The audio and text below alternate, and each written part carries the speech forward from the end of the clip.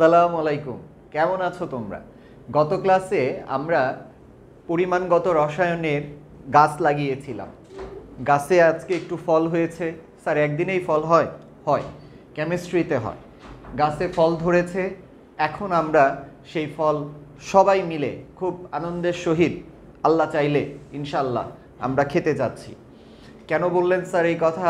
দেখেন তো বাপজানেরা, আম্মাজানেরা, গত ক্লাসে আমরা পরিমাণগত রসায়নের সমস্ত বেসিক নিয়ে কথা বলেছি। অবভিয়াসলি শুধু বেসিক বাদে বেসিক নেওয়ার পর দেখেন তো এই কোশ্চেনগুলো আপনাকে সলভ করতে হয় কি না। 1 আর 2 এর জন্য আপনাকে সলভ করতে হবে যাকে বলে সংক্ষিপ্ত প্রশ্ন উত্তর। রাইট মাই ডিয়ার স্টুডেন্টস, এবার চলে আসেন সংক্ষিপ্ত প্রশ্নের উত্তর সলভ করার পর ক্রিয়েটিভ আছে না 3-4, দেন সেই ক্রিয়েটিভ কোশ্চেনের জন্য আজকের ক্লাস। এরপর স্যার থিওরি তো পেরে গেলাম, দুর্দান্ত হইল স্যার পরীক্ষায়, মাশাল্লাহ ভালো দিলাম স্যার। তাহলে স্যার আমি কি এমসিকিউ করব না? আরে বাপ, এমসিকিউ না পারলে তুই তো এ প্লাসই পাবি না। তাহলে আজকের ক্লাসের একদম শেষ বেলায় তোমাদের জন্য রেখেছি বহু নির্বাচনী প্রশ্ন। তো অনেক কথা, অনেক কিছু করতে করতে কথা বলবো। আগে চলো আমরা শুরু করি। প্রথমেই আমাদের আজকে কি আছে দেখি। প্রথমেই তোমাদের জন্য আমি ক্রিয়েটিভ কোশ্চেন রেখেছি। গত ক্লাসে আমরা যা যা শিখলাম দেখি তা ক্রিয়েটিভ কোশ্চেনে আসছে কি না, তার উপর বেস করে কোশ্চেন হয় কি না। যদি আমি প্রমাণ দেখাতে পারি তবে আমি চলে যাব এমসিকিউতে, তারপরে আমি তোমাদের সাথে সংক্ষিপ্ত প্রশ্ন নিয়ে আলোচনা করব ইনশাল্লাহ, এবং দেন আমাদের উত্তর নিয়ে সব কিছু কমপ্লিট করে এই গাছকে আমরা কমপ্লিটভাবে ইনশাল্লাহ রেডি করে ফেলবো উপর আল্লাহ আমাদের সহায় থাকলে। তো চলো শুরু করছি সৃজনশীল প্রশ্ন। গত ক্লাসে আমরা পড়াশোনা থেকে আজকে যে প্রথম ক্রিয়েটিভ কোশ্চেন তোমাদের জন্য দাঁড় করিয়েছি, সেই ক্রিয়েটিভ কোশ্চেনে তুমি দেখতে পাচ্ছ কি আছে। তুমি দেখতে পাচ্ছ উদ্দীপকটি লক্ষ্য করো এবং নিচের প্রশ্নগুলোর উত্তর দাও। সো প্রথমেই প্রশ্ন আছে টাইট্রেশন কি? টাইট্রেশন কি এটা তো আমরা গত ক্লাসে দেখলাম। আজকে সংক্ষিপ্ত পার্টে আমরা 1 আর 2 আলোচনা করব।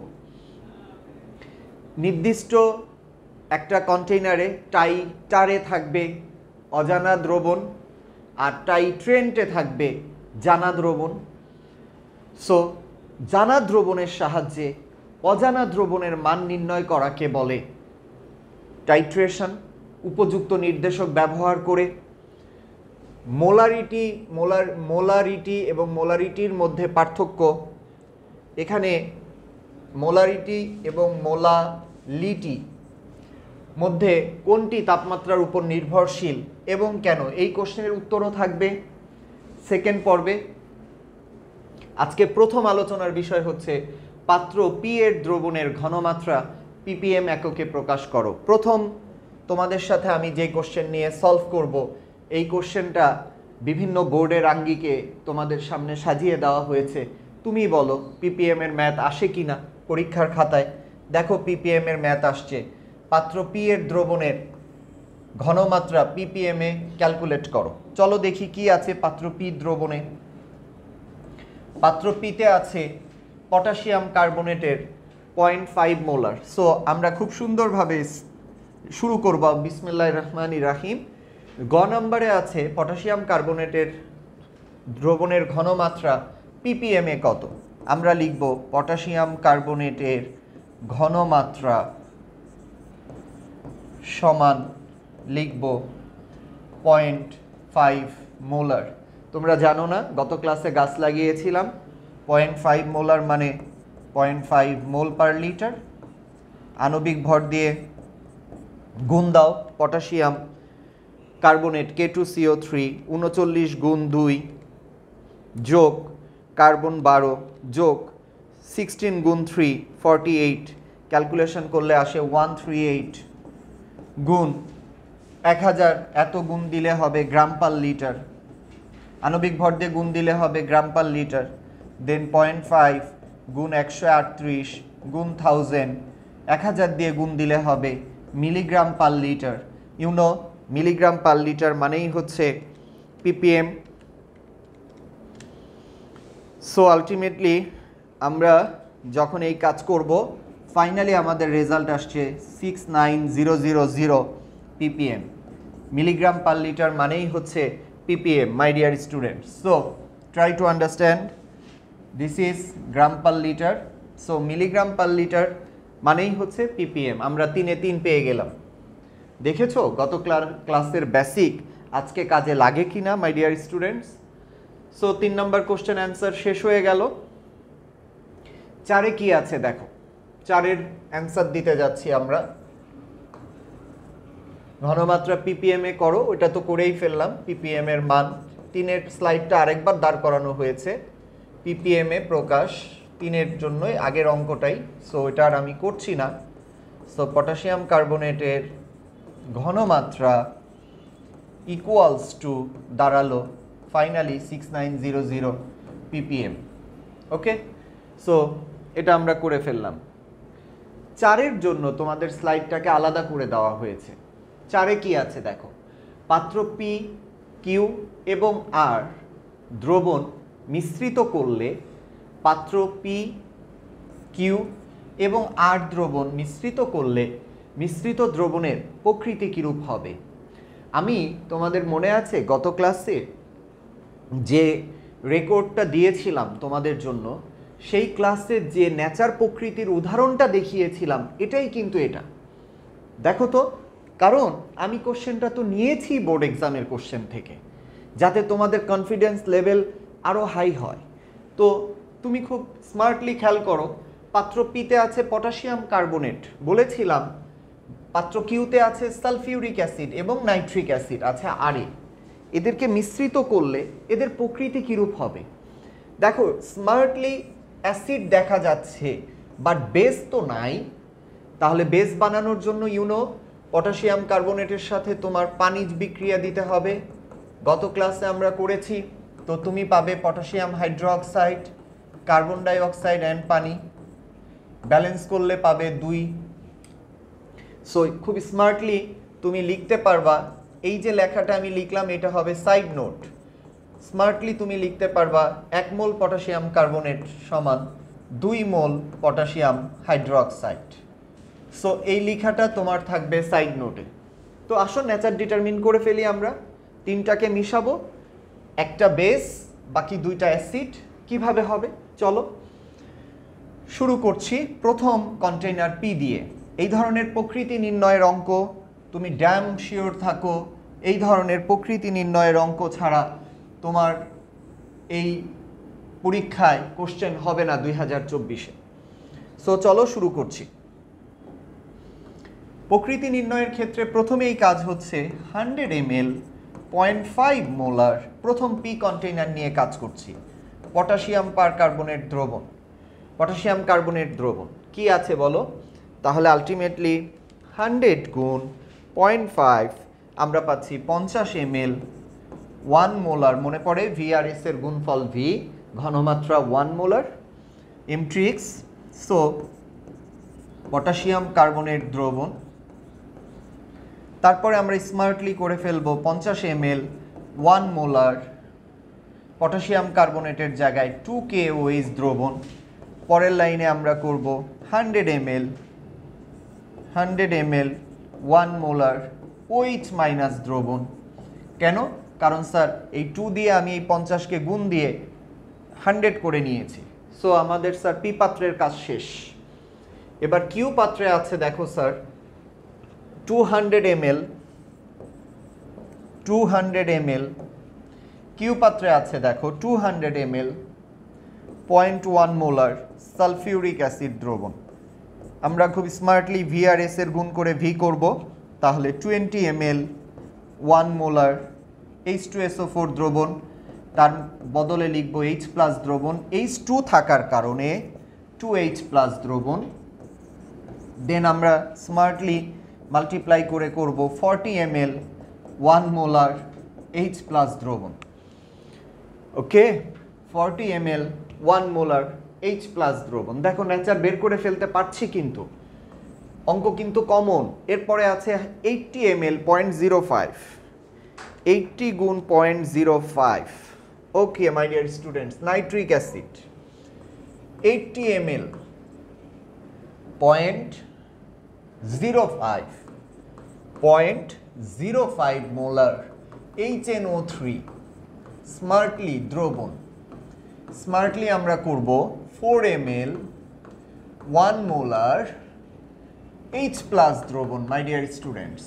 সো তুমি দেখো তো বাবা, তোমাদের প্রথমে অ্যাসিড একটাই পেলা 40 ml আর সেকেন্ডটাই পেলা 4 ml, তাহলে তুমি কি একবারে বলতে পারো না দুইটা আলাদা আলাদা অ্যাসিড না?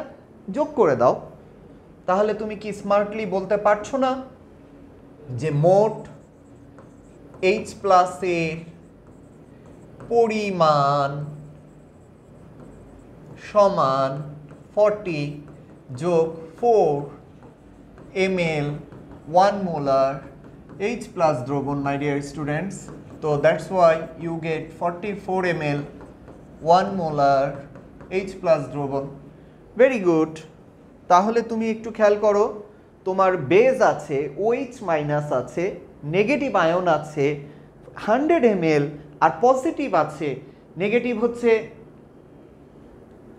বিপরীত নেগেটিভ আয়ন। তো negative ion OH minus H প্লাসকে কি মিত করে? প্রশমিত করে, কারণ পানিতে থাকে একটা H প্লাস একটা OH মাইনাস। তাহলে আমার 100 ml আছে OH মাইনাস আর আমার 44 ml আছে H প্লাস। প্লাস হচ্ছে ছেলে আর মাইনাস হচ্ছে মেয়ে। তাহলে আমি কি লিখতে পারি না 44 ml 1 মোলার H প্লাস দ্রবণ 44 ml 1 মোলার OH মাইনাস দ্রবণকে প্রশমিত করে 100 ml 1 মোলার OH মাইনাস দ্রবণের মধ্যে OH মাইনাস দ্রবণের মধ্যে OH মাইনাস দ্রবণের মধ্যে। সুতরাং অবশিষ্ট 100 বিয়োগ 44 ml 1 মোলার OH মাইনাস অবশিষ্ট থাকে, অবশিষ্ট 1 মাইনাস OH মাইনাস দ্রবণ। তাহলে কত হলো 100 বিয়োগ 44 56 ml 1 মোলার OH মাইনাস দ্রবণ। সো দ্রবণটা OH মাইনাস ছিল KOH, সো 1 মোলার KOH দ্রবণ। সুতরাং দ্রবণটি ক্ষারীয়। সো আমরা খুব স্মার্টলি গত ক্লাসে শিখেছিলাম দ্রবণের প্রকৃতি নির্ণয় কি হবে, আর আজকে আমরা খুব স্মার্টলি দেখে ফেললাম আমার দ্রবণের প্রকৃতি নির্ণয় ক্ষারীয়। সো এটা নিয়ে তো আর কোনো আমার বাচ্চাদের কোনো কথা থাকার কথা না। সো ইনশাল্লাহ আমরা এটা পারবো। ওকে, সো ফার্স্ট কোশ্চেন আমরা বুঝে ফেললাম, আমার তো কোনো প্রবলেম হলো না, এবং আমি বিশ্বাস করি প্রকৃতি নির্ণয় থাকলে আমার বাচ্চাদেরও আর কোনো নিয়ম কোনো প্রবলেম হবে না। এবং এই ধরনের অঙ্কই থাকে 2016 সাল থেকে 2023 পর্যন্ত আমি 160 ক্রিয়েটিভ কোশ্চেন সলভ করে তোমাদের সামনে আজকে এই ক্লাসটা দাঁড় করিয়েছি। সো তুমি ইনশাল্লাহ 100%-এর মধ্যে 95% প্রবলেম তোমার আজকের পর থেকে দূর হয়ে যাবার কথা। ওকে, প্র্যাকটিস করবে, প্র্যাকটিস করবে, প্র্যাকটিস করবে, প্র্যাকটিসের উপরে কোনো কথা নেই। চলেন নেক্সট ক্রিয়েটিভ কোশ্চেন 2 আপনাদের জন্য কি সাজিয়েছি আমরা একটু দেখি। 2 প্রশ্ন সাজিয়েছি। মোল কি? আণবিক ভরকে গ্রামে প্রকাশ করলে মোল বলে। এগুলো নিয়ে আমি তোমাদের সাথে ক্লাস শেষে কথা বলবো, একদম থার্ড পার্টে কথা বলবো। মোল কাকে বলে, সংক্ষিপ্ত প্রশ্ন এই অধ্যায়ে কতগুলো হতে পারে, কি টাইপস হতে পারে, সো এগুলো নিয়ে তোমাদের সাথে কথা হবে। প্রাইমারি স্ট্যান্ডার্ড পদার্থ কাকে বলে এটা নিয়েও কথা হবে, কারণ তুমি জানো প্রাইমারি স্ট্যান্ডার্ড পদার্থ হচ্ছে যাদের প্রকৃতিতে বিশুদ্ধ অবস্থায় পাওয়া যায়, দীর্ঘকাল যাদের ঘনমাত্রা অপরিবর্তিত থাকে, এদেরকে বলে প্রাইমারি স্ট্যান্ডার্ড পদার্থ। সো এগুলো নিয়ে পরে কথা হচ্ছে। চলো, মেইনলি তোমার আমার টার্গেট হচ্ছে গত ক্লাসে যে ছোট প্রশ্নগুলো 1-2 ম্যাথগুলো দেখেছি 6-7টা 8টা ম্যাথ, তার আদলে আজকে ক্রিয়েটিভগুলো সলভ করা।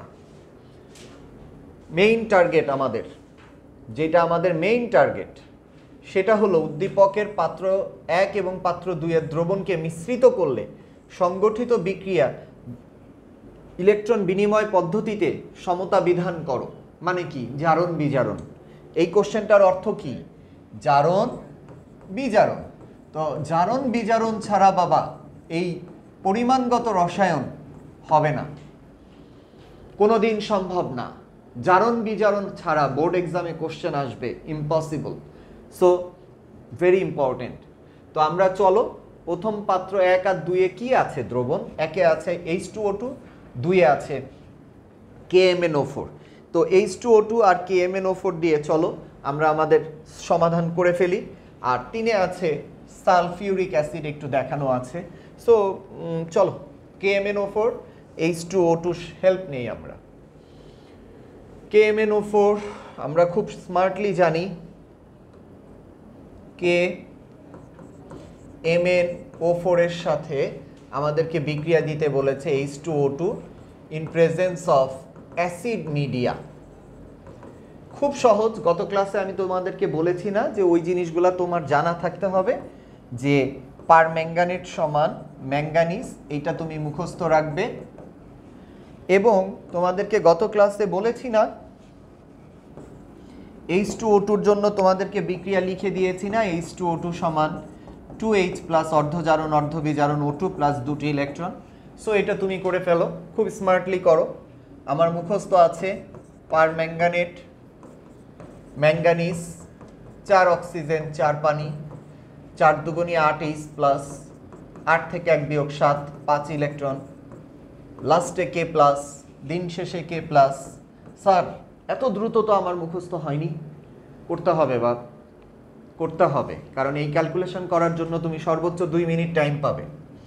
দেন দিন শেষে এই মাইনাস কাটা, মনে পড়ছে? আর H2O2 সমান তোমার মনে আছে 2H plus plus O2 plus 2টি ইলেকট্রন। খুব সুন্দরভাবে স্মার্টলি টান দাও। উপরে আছে 5 ইলেকট্রন, নিচে আছে 2 ইলেকট্রন। সো বুঝতেই পারছো ইকুয়েশন 1-কে 2 দিয়ে গুণ, ইকুয়েশন 2-কে 5 দিয়ে গুণ। তাহলে ইকুয়েশন 1-কে 2 দিয়ে গুণ দিলে আমি আর তোমরা এটা কি করবে, 1 আর 2 দিয়ে পরীক্ষার খাতায় আবার নিচে লিখবে। আর আমি এখানে একটু কাটাকাটি করি না, আমিও তাই করি, তোমার মতোই করি। যাও, এটাকে 1 নাম্বার দেই, এটাকে 2 দেই। তাহলে 1-কে যদি আমি 2 দিয়ে গুণ দেই, 2 KMnO4 16H plus 10 electron, 2 Mn2 plus 8 পানি, 2K প্লাস। ওকে, আর 5 H2O2 10H plus 5 O2 10 electron. My dear students, খুব সুন্দরভাবে স্মার্টলি টান দাও। তাহলে তুমি ইলেকট্রন ইলেকট্রন ভ্যানিশ করে দাও। আর এখানে 16টা H প্লাস 6টা, তাহলে তুমি KMnO4 প্লাস 16 থেকে 10H প্লাস বিয়োগ দাও, 6H প্লাস প্লাস 5টা H2O2 এই পর্যন্ত আসবে 2 Mn2 প্লাস। দেখো বাবা, এই জিনিস তোমরা খুব ভালো জানো যে তোমরা এইটা যতক্ষণ প্র্যাকটিস না করছো ততক্ষণ এইটা ঠিক হবার না। সো এই পর্যন্ত হয়ে গেল। এখন আমরা অ্যাসিড নিয়ে ব্যালেন্স করে ফেলবো। সালফিউরিক অ্যাসিড নিব, কারণ এখানে প্রশ্নে সালফিউরিক অ্যাসিড একটু দেওয়া আছে। সো 2 KMnO4, আমি সালফিউরিক অ্যাসিড নিয়ে ব্যালেন্স করছি। প্রয়োজনীয় আয়ন নিয়ে পাই, বিপরীত আয়ন নিয়ে পাই, কথাটা লিখবে। 2 KMnO4 sulphuric acid 3SO4 plus 5টা H2O2, H প্লাসের বদলে তুমি অ্যাসিড নিবে। এখানে যেহেতু অ্যাসিড মিডিয়া আছে তাহলে সালফিউরিক অ্যাসিড নিবে। Mn2 প্লাস, এই ঘর থেকে জন্ম, এই ঘর থেকে আসছে, বাকি ঘর সালফেট। আর 5টা H2O2 দেখো 2 নম্বরে ব্যালেন্স করা, তাহলে সালফেট MnSO4 2। পানির উপর নো প্লাস নো মাইনাস, পানি রিমেইন আনচেঞ্জড। K2SO4 2, দুইটা পটাশিয়াম, 5টা K2O2। ব্যালেন্স করে দেখো তো বাবা মিলেছে কিনা। দুইটা পটাশিয়াম, দুইটা ম্যাঙ্গানিজ, 8টা অক্সিজেন, 18টা oxygen, 10 oxygen, 18 oxygen, 10 hydrogen, 16 hydrogen মিলে গিয়েছে বাবা, সব জায়গায় মিলে গিয়েছে। 3টা সালফেট, 2টা সালফেট, 1টা সালফেট। তাহলে 3 এ 3 পেয়ে গেলাম। শুধু এখানে লিখে দিবে প্রয়োজনীয় আয়ন বসিয়ে, প্রয়োজনীয় আয়ন বসিয়ে। সো মাই ডিয়ার স্টুডেন্টস, এই হচ্ছে তোমার 3-এর অ্যান্সার। আমার তোমার সামনে অ্যান্সার লেখাটা বড় কথা না, আমি তোমাকে আসলে যেটা বোঝাতে চাচ্ছি যে গত ক্লাসে তোমাকে যে আমি বলেছি জারণ বিজারণ ছাড়া পরীক্ষা হবে না, টাইট্রেশনের গ্রাফ ছাড়া পরীক্ষা হবে না, এই অঙ্ক পিপিএম না থাকলে পরীক্ষা হবে না, এগুলো কি পরীক্ষায় আসে কি না, আমি এইটা বোঝানোর জন্য তোমার সামনে 5টা উদাহরণ রেখেছি। ওকে ওকে, সো বুঝে ফেলছি ইনশাল্লাহ। চলো নেক্সটে যাই। পাত্র 1 এবং 2 এর দ্রবণের সাহায্যে আয়রনের পরিমাণ, ভেজালের পরিমাণ করিয়েছি অঙ্ক গত ক্লাসে। তার মধ্যে একটা টাফেস্ট ম্যাথ তোমার সামনে এখন হাজির হয়েছে। দেখো, পাত্র 1 এবং 2 নং দ্রবণের সাহায্যে পাত্র 3 নং দ্রবণে আয়রনের পরিমাণ নির্ণয় করো। মাই ডিয়ার স্টুডেন্টস, খুবই ট্রিকি অঙ্ক, খুবই ক্রিটিক্যাল অঙ্ক। পাত্র 1 এবং 2 এর সাহায্য নিব, নিয়ে পাত্র 3-এ কার পরিমাণ বের করব? আয়রনের পরিমাণ নির্ণয় করব। হেভি ট্রিকি অঙ্ক। কি করতে হবে স্যার? দেখো, পাত্র 2-এ একটু হাইড্রোজেন পারঅক্সাইড আছে, খেয়াল করো। 30 ml দেওয়া, 0.03 মোলার দেওয়া হাইড্রোজেন পারঅক্সাইড দেওয়া। পাত্র 2-এ সেমি কিউব দেওয়া, KMnO4 দেওয়া, কিন্তু দেখো এখানে স্ট্রেংথ দেওয়া নাই। পাত্র 2-এ KMnO4 এর স্ট্রেংথ, ঘনমাত্রা দেওয়া নাই। তাহলে স্যার ঘনমাত্রা বের করব কিভাবে? ঘনমাত্রা বের করব V1S1 সমান V2S2 সূত্রের সাহায্যে, সমান V2S2 সূত্রের সাহায্যে ঘনমাত্রা বের করব। করতে গিয়ে A/B লাগবে। A/B হচ্ছে যদি V1S1 H2O2 হয় আর V2S2 যদি KMnO4 হয়, তাহলে A/B হচ্ছে H2 এবং KMnO4 এর মোল সংখ্যা। স্যার মোল সংখ্যা কই পাবো? এগুলো হচ্ছে মোল সংখ্যা। মোল সংখ্যা কই পাবো?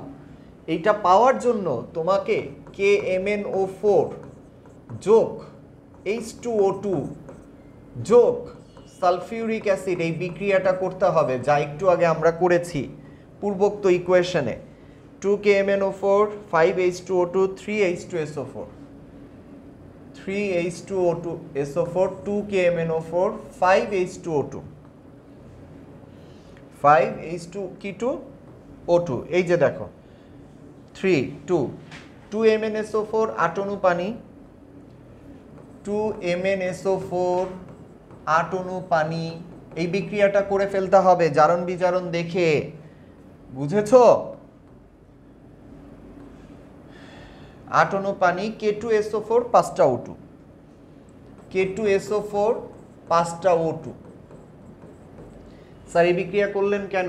কারণ তোমাকে বলেছে পাত্র 1 এবং 2 এর সাহায্য নিয়ে পাত্র 3-এ আয়রনের পরিমাণ বের করো। এখন পাত্র 1-এ হাইড্রোজেন পারঅক্সাইডের V দেওয়া, S দেওয়া, V দেওয়া, S দেওয়া নাই, V দেওয়া, S দেওয়া নাই, বুঝেছো? V দেওয়া, S দেওয়া নাই। মিলিলিটার আর সেমি কিউব একই, মিলিলিটার সেমি কিউব একই, আয়তন একই জিনিস, মিলিলিটারেও যা সেমি কিউবেও তা। সো এখানে কিন্তু S দেওয়া নাই KMnO4 এর, তাহলে KMnO4 এর S দেওয়া না থাকলে আগে বের করব, বের করার জন্য এই সূত্রটা ইউজ করব আমরা। তো এইটা করার জন্য যদি আমরা ব্যালেন্স না করি তাহলে A আর B কই পাবো বাবা? তাহলে এই অঙ্কটা করার জন্য বুঝেছো যে জারণ বিজারণের ব্যালেন্স করে আসতে হবে। তাহলে এবার বসাই, ব্যালেন্স করে আগে পটাশিয়াম পারম্যাঙ্গানেটের ঘনমাত্রা বের করি, দেন এই ঘনমাত্রা বসিয়ে KMnO4 এর সাথে FeSO4 বিক্রিয়া দিয়ে আমরা আয়রনের পরিমাণ বের করব। যেটা ছাড়া বোর্ড এক্সাম হবে না। ওকে, আয়রনের পরিমাণ, ভেজালের পরিমাণ ছাড়া বোর্ড এক্সাম হবে না। তাহলে আমরা জানি V1S1 বাই V2S2 সমান A/B। এখন ক্যালকুলেটর নাও, V1 ধরি H2O2 বেলায়, হ্যাঁ, তাহলে V1 ধরি H2O2 বেলায়, দেখো H1 V1 হচ্ছে H2O2 আয়তন কত আছে 30, S1 আছে কত 0.03, এটা হচ্ছে হাইড্রোজেন পারঅক্সাইড। আর V2O2 ধরি KMnO4, এটা তোমাদের সুবিধার জন্য লিখে দিলাম। তার মানে হাইড্রোজেন পারঅক্সাইডের আয়তন মোল সংখ্যা হবে A আর KMnO4 এর মোল সংখ্যা হবে B, বা V2 হবে 20 সেমি কিউব, S2 বের করব সমান H2O2 এর আগে আছে 5 আর KMnO4 এর আগে আছে 2। তাহলে চলো এখন আমরা অঙ্ক করে ফেলি, S2 বের করে ফেলি খুব দ্রুত। 5 × 20 × S2 সমান 22 × 30 × 0.03। ক্যালকুলেটর করে মান বসিয়ে দাও। 2 × 30 গুণ 0.03 ভাগ 100, ফাইনালি আসে 0.018 পয়েন্ট, বা S2 আসে, অর্থাৎ পটাশিয়াম পারম্যাঙ্গানেটের ঘনমাত্রা আসে 0.018 মোলার, এত আসে। ফাইনালি আমরা 0.018 মোলার বের করে ফেললাম। এখন বলেছে দেখো এই কাজটা কেন করলাম, কারণ বলেছে পাত্র 1 এবং 2 এর দ্রবণের সাহায্যে, এই দ্রবণের সাহায্য নিতে গেলে আমি দেখলাম যে KMnO4 এর V2 নাই, S2 নাই, এই জন্য আগে S2টা বের করলাম। বের করার জন্য একটা জারণ বিজারণ লাগলো, আর লাকিলি এই জারণ বিজারণটা পেছনে করা ছিল, এই জন্য আর আমার দ্বিতীয়বার করা লাগেনি, আমি ডিরেক্টলি বসাতে পারলাম। বুঝেছো? বসিয়ে আমি KMnO4 এর S2 বের করলাম। এবার আমি কি করব, সাহায্য নিয়ে 1 আর 2 এর সাহায্য নিয়েছি, নিয়ে 3 এর আয়রনের পরিমাণ বের করব। চলো এখন আমি KMnO4 এর সাথে FeSO4 এর বিক্রিয়া দিই।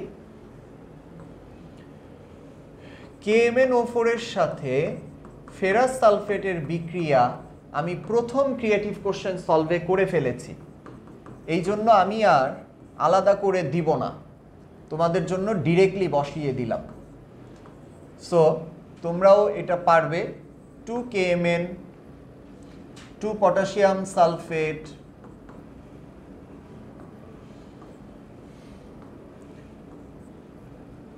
পটাশিয়াম সালফেট, ম্যাঙ্গানাস সালফেট, 8টা পানি, 5টা ফেরিক সালফেট। এই বিক্রিয়াটা শুরুতে দেখো করেছি, এই জন্য আমি ডিরেক্টলি এখানে বসাতে পারলাম। শুরুর ক্রিয়েটিভে দেখো এই বিক্রিয়াটা আমরা প্রথমেই করেছিলাম। এই যে দেখো এই বিক্রিয়াটা আমরা করেছিলাম।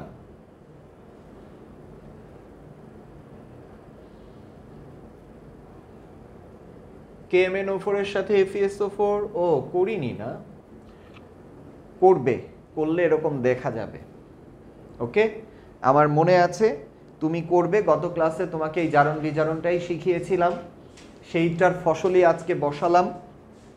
বসাতে গিয়ে তুমি দেখবে যে এখানে এটা বসানো আছে। এবার এই সূত্রের আদলে, এইটার আদলে এখন আমি কি বের করব, লোহার পরিমাণ বের করব।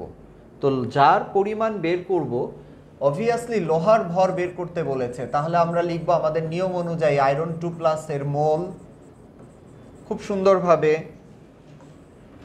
এরপর লিখব KMnO4 এর মোল, এত এর মোল, ইকুয়ালস টু লিখব A/B। তারপরে আমরা লোহার ভর বের করব, প্রশ্নে লোহার ভর বের করতে বলেছে না, এই যে আয়রনের পরিমাণ, তাই আমরা লিখব W বাই আয়রন 2+ মানে 55 আণবিক ভর 55.85 বাই KMnO4 এর বাই KMnO4 এর পরিমাণ দেখো, KMnO4 এর ভর দেওয়া আছে 20 সেমি কিউব বাই 0.018 মোলার। 20 ভিতে আচ্ছা, আমি তোমাদের সুবিধার জন্য আরেকটা কাজ করি। যেহেতু আয়রনের মোল বের করব, আমি সূত্র বসাই W/M আয়রন 2+, আর KMnO4 এর মোল আর দেওয়া আছে, তাই মোলের জায়গায় সূত্র বসাই KMnO4 এর জন্য এত, আর আয়রনের আগে আছে 10 আর KMnO4 এর আগে আছে 2 মোল সংখ্যা। এবার আমি স্মার্টলি বসাতে পারি 55.85 ভি আছে, আয়তন আছে KMnO4 এ 20 সেমি কিউব আর 0.018, 20.018 এস এর মান by 1000 equals to 5। So finally calculation করলে কত আসে দেখো, 20। তাহলে আমরা যদি সাহায্যটা না নিতাম 1 আর 2 এর, তাহলে আমরা এস এর মানটা পেতাম না। 0.018 ভাগ 1000 এত গুণন 5 গুণন 55.85 করলে আসে 0.100। তার মানে ফাইনালি আমরা W পেয়ে গেলাম। তোমরা ক্যালকুলেশন বুঝেছো তো? এইটুকু আগে আমি করে নিয়েছি, তার সাথে 5 গুণ দিয়েছি, তার সাথে 55.85 গুণ দিয়েছি, দিলে আমি পেয়েছি 0053 এত গ্রাম। তাহলে খুব সুন্দরভাবে স্মার্টলি আমরা 1 এবং 2 এর সাহায্য নিয়ে আমরা খুব স্মার্টলি আয়রনের ভর বের করে ফেললাম। ওকে মাই ডিয়ার স্টুডেন্টস, সো প্রথম কোশ্চেনটা খুবই সহজ ছিল যে প্রথম কোশ্চেনটা ক্রিয়েটিভে ছিল হচ্ছে সমতা বিধান করো, সেকেন্ডে ছিল 1 এবং 2 এর সাহায্য নিয়ে 3 নাম্বার আয়রনের ভর নির্ণয় করো। ভয়ানক ভয়ানক ভয়ানক ইম্পর্টেন্ট ম্যাথ। সো গত ক্লাসে গাছ লাগিয়েছি না, আজকে ফল খাচ্ছ, দেখতে পাচ্ছ যে গত ক্লাসের নিয়মগুলাই আজকে আসতেছে। ওকে, আমাকে করতে হচ্ছে তোমাদের মতো করে, তোমাদের কষ্ট ফিল করতে হচ্ছে। সো ইনশাল্লাহ আমরা ভালো করব, আমরা চেষ্টা করব, প্র্যাকটিস করব। চলো নেক্সটে যাই। নেক্সটে ক্রিয়েটিভে কি আছে দেখি। নেক্সটের ক্রিয়েটিভে প্রথমেই আছে পিপিএম কাকে বলে, মিলিগ্রাম পার লিটারকে পিপিএম বলে। ওকে, মিলিগ্রাম পার লিটারকে কি বলে, পিপিএম বলে। এরপরে আছে প্রাইমারি, আমরা একটু পরে পড়ব।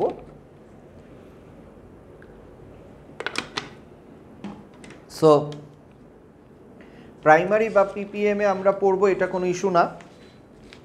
ইস্যু হচ্ছে, চলো আমরা একটু দেখি কি হচ্ছে। শুরু করছি।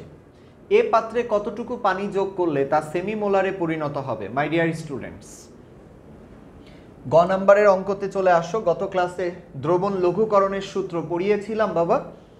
এই হচ্ছে দ্রবণ লঘুকরণ সূত্রের অঙ্কের কথা। দ্রবণ কি করণ? লঘুকরণ সূত্রের অঙ্কের কথা, লঘুকরণ। সো এইটা ছাড়াও পরীক্ষা হয় না, বুঝেছো তোমরা? দ্রবণ লঘুকরণের সূত্র, এটা ছাড়াও পরীক্ষা হয় না। Very very very important. So আমরা এই অঙ্কও পারি, তুড়ি দিয়ে করে ফেলি। চলো, এ পাত্রে কতটুকু পানি যোগ করলে তা সেমি মোলারে পরিণত হবে? দেখো এখানে পার্সেন্টেজ দেওয়া, এই পার্সেন্টেজ দেওয়ার অর্থ হচ্ছে 10x/m করে আগে ঘনমাত্রা বের করো, তারপর পিপিএম এ V1 S1 V2 S2 তে বসিয়ে দাও।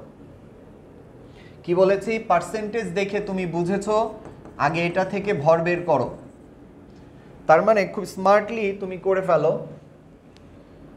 এটা দ্রবণ লঘুকরণের, যেহেতু 8% অক্সালিক অ্যাসিড দেওয়া আছে, এটা দেখে তুমি স্ট্রেংথ করে ফেলো। 10x/m কি হলো, 10 গুণ x করে ফেলো 8 ভাগ m করে ফেলো 90। 10 গুণ 8 ভাগ 90 স্মার্টলি তুমি করে ফেলতে পারছ 0.88 মোলার অথবা 89 মোলার। এত 8 আসছে, তো আমি একটা 8-এর পর একটা 8-9 দিয়ে দিতেই পারি। সো আমি খুব স্মার্টলি এটা গত ক্লাসে শিখিয়েছিলাম তোমাদেরকে এই কারণেই যে অক্সালিক অ্যাসিডের মোলার দেওয়া। তা এখন তো দুধ ভাত মার্কা অঙ্ক। আমরা জানি V1S1 V2 S2। তাহলে আগে আমরা কি বলেছে, এ পাত্রে কতটুকু পানি যোগ করলে তা সেমি মোলারে পরিণত হবে। তাহলে আগে আমরা V2 বের করি। V2-র V1 হলো 500, V1 হলো 500, S1 হলো বের করে ফেললাম 0.89 মোলার, V2 কত বের করব, আর S2 তো কত বোঝাই যাচ্ছে, কি মোলারে, সেমি মোলার। সেমি মানে হচ্ছে 0.5 মোলার, তার মানে V2 হবে 0.5, 0.89। ক্যালকুলেশন চাপ দাও। 0.89 গুণ 500 ডিভাইড বাই 0.5, ক্যালকুলেটর প্রেস করলে হবে 890 ml। এখন এই 890 ml এর মধ্যে, অলরেডি তো আমার 500 ml আছে, তাই গত ক্লাসের নিয়ম অনুযায়ী পানি যোগ করতে হবে সমান 890 বিয়োগ 500 ml, স্মার্টলি আসবে বিয়োগ 500 ml, স্মার্টলি আসবে 390 ml পানি যোগ করতে হবে। মাই ডিয়ার স্টুডেন্টস, কত ml পানি যোগ করতে হবে? 390 ml, 89 তো 90 ml পানি যোগ করতে হবে। ইট ডাজেন্ট ম্যাটার, একই জিনিস। ওকে, 889 তো 89 ধরাতে 390 ml আসছে। ইটস ওকে, সব ঠিক আছে। 500 গুণন 0.89 ভাগ সেমি মোলার মানে 0.5, 890 বিয়োগ 500, ক্যালকুলেটর 390 ml। ওকে, খুব সুন্দর, ঠিক আছে। 390 ml পানি যোগ করতে হবে। তোমরা কি বুঝেছো বাবা দ্রবণ লঘুকরণের সূত্র? সো এটা ছাড়া লঘুকরণের সূত্র, এটা ছাড়া পরীক্ষা হবে না। এটা যত সোজা অত সোজা না। ক্লিয়ার? সো তোমাদের চোখে দেখাই দেওয়া হলো, স্মার্টলি তুমি খুব স্মার্টলি কাজ করতে পারবে। দেওয়া আছে এটার জন্য 1 নাম্বার। আমি এটা তোমাদের বোঝানোর জন্য লিখেছিলাম, এটা লেখা জরুরি না। এখানে 8%, এত এর অর্থ হলো এখান থেকে ঘনমাত্রা বের করে নিয়েছো, তারপরে ভি জানি দিয়ে লিখেছো। আমরা জানি এত এত, তাই এত। ওকে, সো ইনশাল্লাহ আমরা পারবো না এই অঙ্ক। চলো নেক্সট অঙ্কে যাই। কি বলেছে দেখো, নেক্সট অঙ্কের ক্যালকুলেশন ভালো আছে, ইম্পর্টেন্ট। বলেছে এই দুইটা এ এবং মিশ্রণের পিএইচ কত হবে। স্যার এটা আসলে দ্রবণ লঘুকরণের, এটা আসলে দ্রবণের প্রকৃতি নির্ণয়ের অঙ্কের পরের পার্ট। পিএইচ কত, পিওএইচ কত, এই কথা বললে আগে তোমাকে প্রকৃতি নির্ণয় করতে হবে, তারপর পিএইচ করতে হবে, দেন পিওএইচ করতে হবে। এখন কি বলেছে তুমি দেখো, তোমাকে বলেছে এ আর বি মিশ্রণের পিএইচ কত হবে, গাণিতিকভাবে ব্যাখ্যা করো। আগে এ আর বি এর দ্রবণের প্রকৃতি নির্ণয় করো, বড় অঙ্ক, তাড়াতাড়ি করো। তো 8% মানে তো আমরা একটু আগে দেখলাম 0.89 মোলার, অথবা আমি যদি এটাকে ধরি 8% মানে খুব শর্টকাটে যদি আমরা করে ফেলি, S equals to 10 গুণ 8 ভাগ অক্সালিক অ্যাসিড 90, 0.889 মোলার।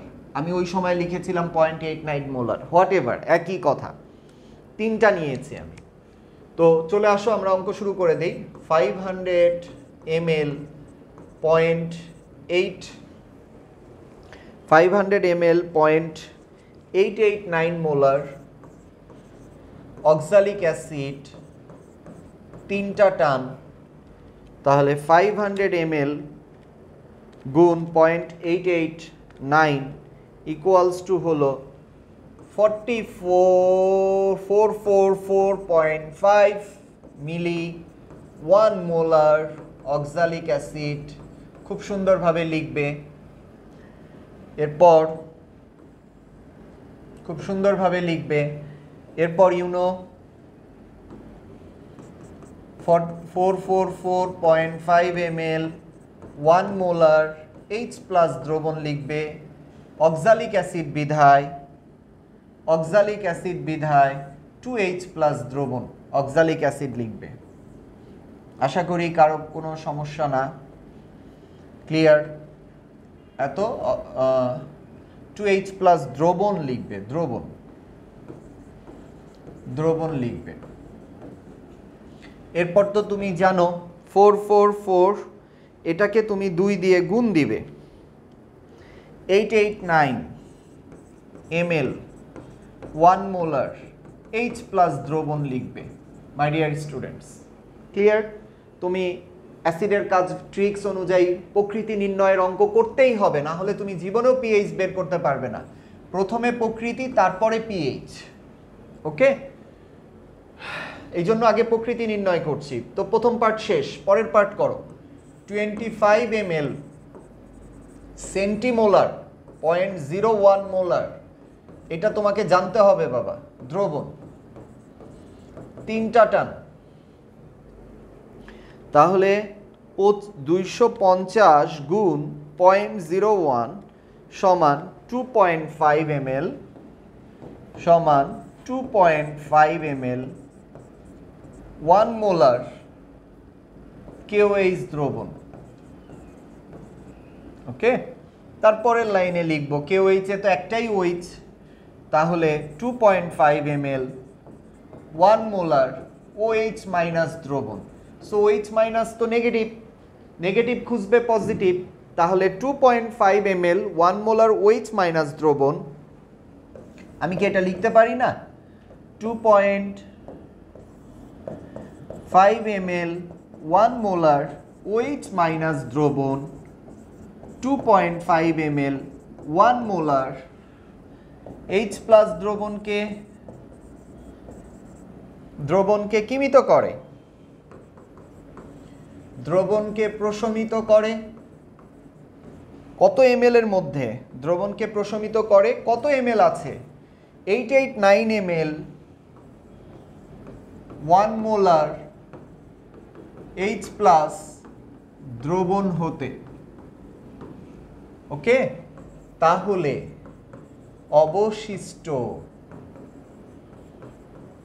অবশিষ্ট সমান 889 বিয়োগ কত? 2.5 বিয়োগ 2.5 ml 1 মোলার কি থাকবে? H+। তাহলে কত আছে দেখেন তো স্যার, 889 থেকে 2.5 চলে গেলে থাকে 886.5 ml 1 মোলার H+ দ্রবণ। মাই ডিয়ার স্টুডেন্টস, কত থাকে? এত মোলার H+ দ্রবণ, রাইট? এখন আমরা একটু মাথা ঠান্ডা করে চিন্তা করব। দেখো এইখানে অক্সালিক অ্যাসিড ছিল, আমরা কিন্তু একটু খেয়াল করি, এখানে অক্সালিক অ্যাসিড ছিল, আমরা কিন্তু এই অক্সালিক অ্যাসিডকে 2H+ দিয়ে ফাইনালি কিন্তু গুণ করেছিলাম অক্সালিক অ্যাসিড থেকে H+ এ আসার জন্য। দেখো প্রথমে ছিল 2H+, দেন এই 2 দিয়ে আমি কিন্তু এই 448কে গুণ দিয়ে 889 করেছিলাম, বুঝেছো? তাহলে ফাইনালি আমার 886.5 মোলার 5 ml 1 মোলার H+ দ্রবণ আসছে, রাইট? তাহলে এখন আমার এটা হচ্ছে দ্রবণের প্রকৃতি, তার মানে আমার মিশ্রিত দ্রবণ হয়েছে অম্লীয়। মিশ্রিত দ্রবণ হয়েছে কি? অম্লীয়। এখন আমরা ঘনমাত্রা বের করব পিএইচ বের করার জন্য। পিএইচ এর সূত্র কি? -H log of কি প্লাস H+। তো H+ বের করার জন্য আমার এই অ্যাসিডের ঘনমাত্রা বের করতে হবে। সো আমি আর 2 দিয়ে ডিভাইড করলাম না, তার মানে আমরা জানি এগেইন V1S1 V2 K2 মিশ্রিত দ্রবণ তো হলো অম্লীয়, তাহলে মিশ্রিত দ্রবণের V1 886.5 ml, S1 1 molar, V2 হবে, তুমি কতর সাথে কত মিশিয়েছো দেখো তো, 500 এর সাথে 250 মিশিয়েছো, তাহলে 50750 ml, তাহলে S2 কত হবে, তাহলে S2 কত হবে, রাইট? তাহলে আসো আমরা একটু S2 কত হবে করে ফেলি। 886.5 গুণ 1 ভাগ 750, 886.5 ভাগ 750, ক্যালকুলেটর প্রেস করলে আসবে 1.182 মোলার। তো অ্যাসিডের ঘনমাত্রা 1.182 মোলার বের হয়ে গেল। সুতরাং এইটাই তো ঘনমাত্রা, তার মানে এই ঘনমাত্রাটাই মানে হচ্ছে H+ এর ঘনমাত্রা 1.182। সুতরাং pH কে পারবে না বলো? 182, ক্যালকুলেটর প্রেস করো, log of 1.182 bracket close. So calculator চাপ দিলে আসবে 0.07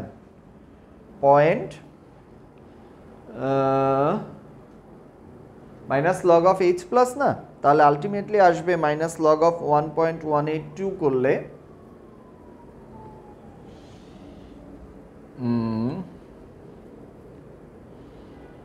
মাইনাস,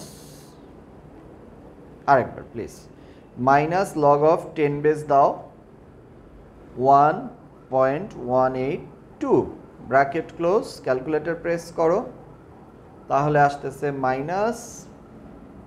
মাইনাস তো pH হবে না, so ultimately 0.072, okay 0.072। So ultimately minus log of করার পর আলটিমেটলি আমরা 182 করার পর আমরা যে মানটা পেলাম এটাই হচ্ছে আমাদের pH এর মান। সো দেখা গেল যে আমরা প্রথমে দ্রবণের pH বের করার জন্য আমরা pH বের করতে বললেও আগে আমরা দ্রবণের প্রকৃতি নির্ণয় করলাম যে দ্রবণটি অম্লীয়। সেই প্রকৃতি নির্ণয় করার পর এই হচ্ছে ফাইনালি V1S1 ধরে V1S1 ধরে মিশ্রিত দ্রবণ V2 750 করে 500 যোগ 250 ml যোগ করে V2 ধরে আমরা S বের করলাম।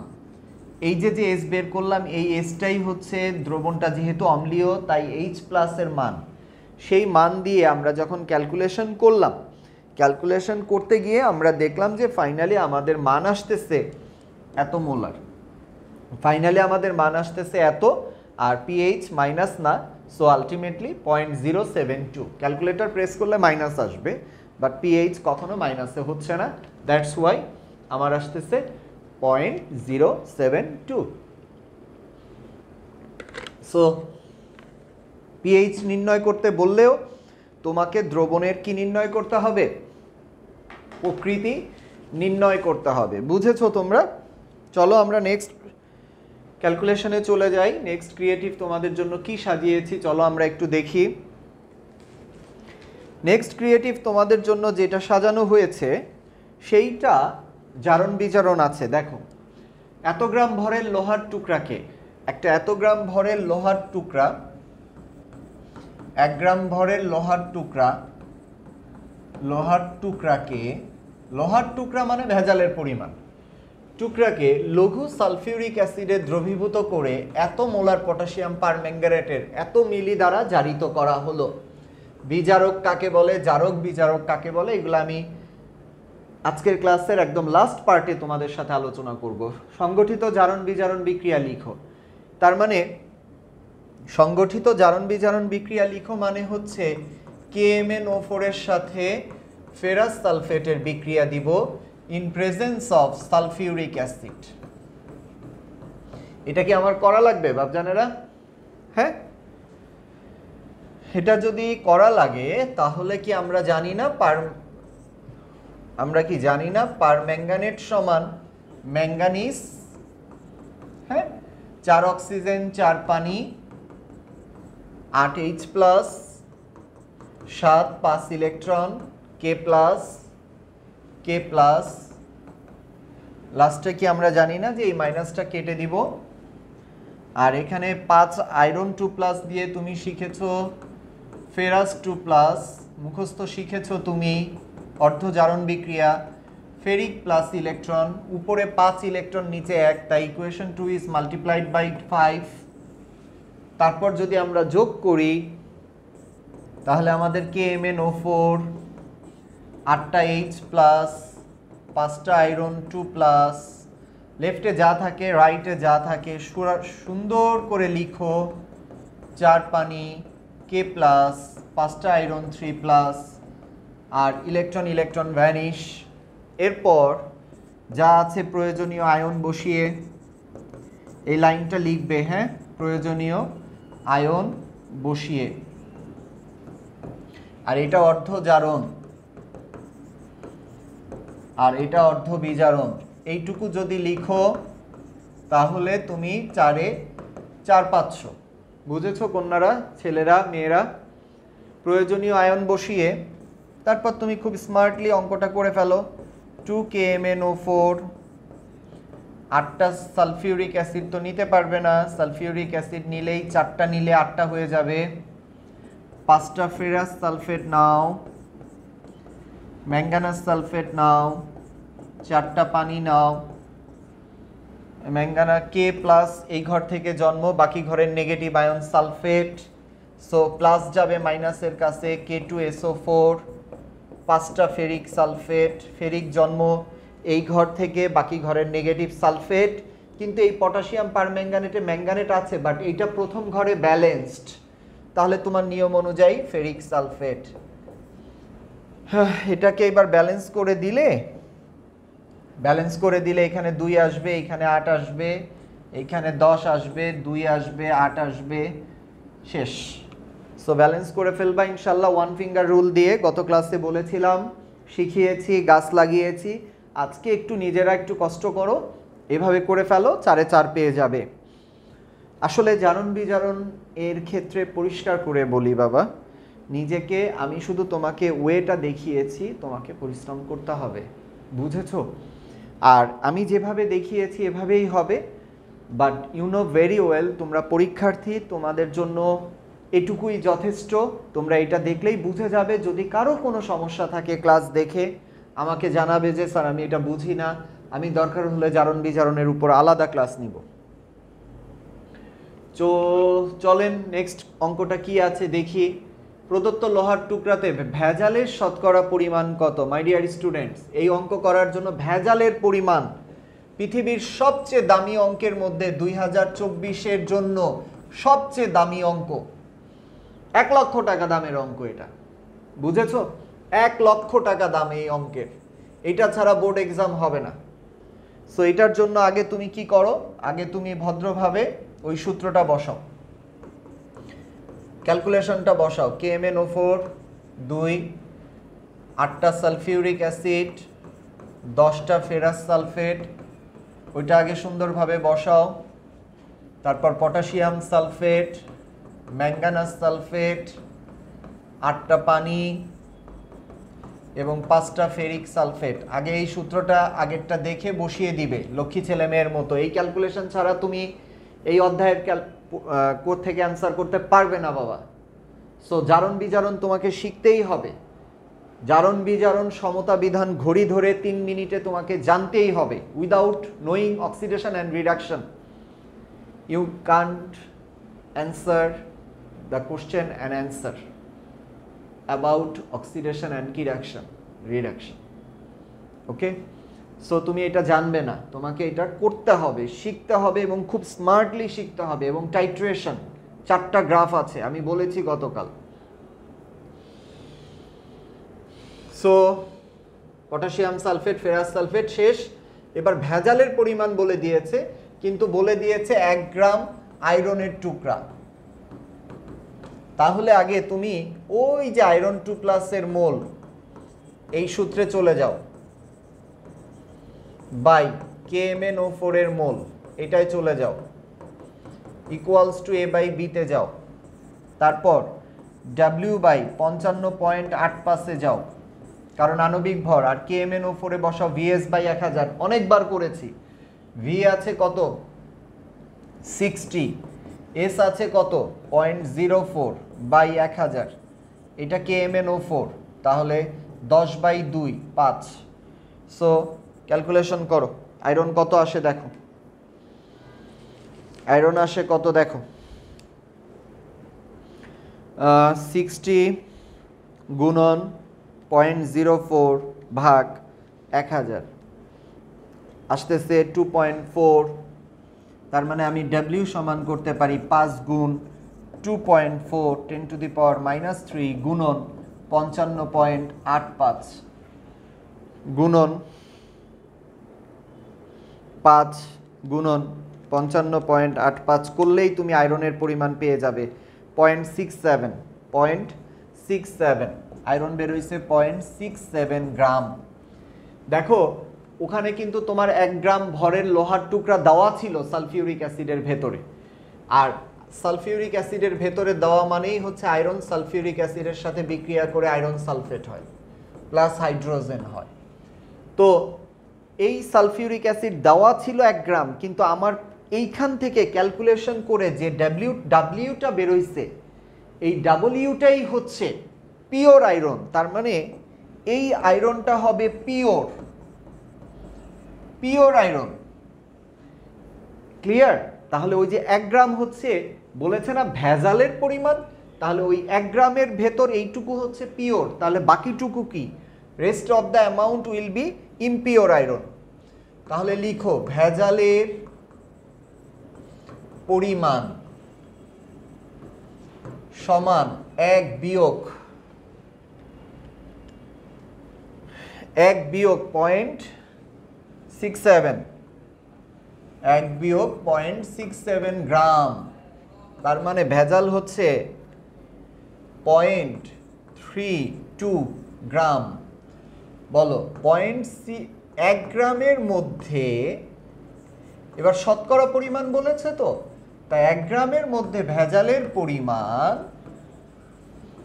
1 গ্রামের মধ্যে ভেজালের পরিমাণ 0.32 গ্রাম।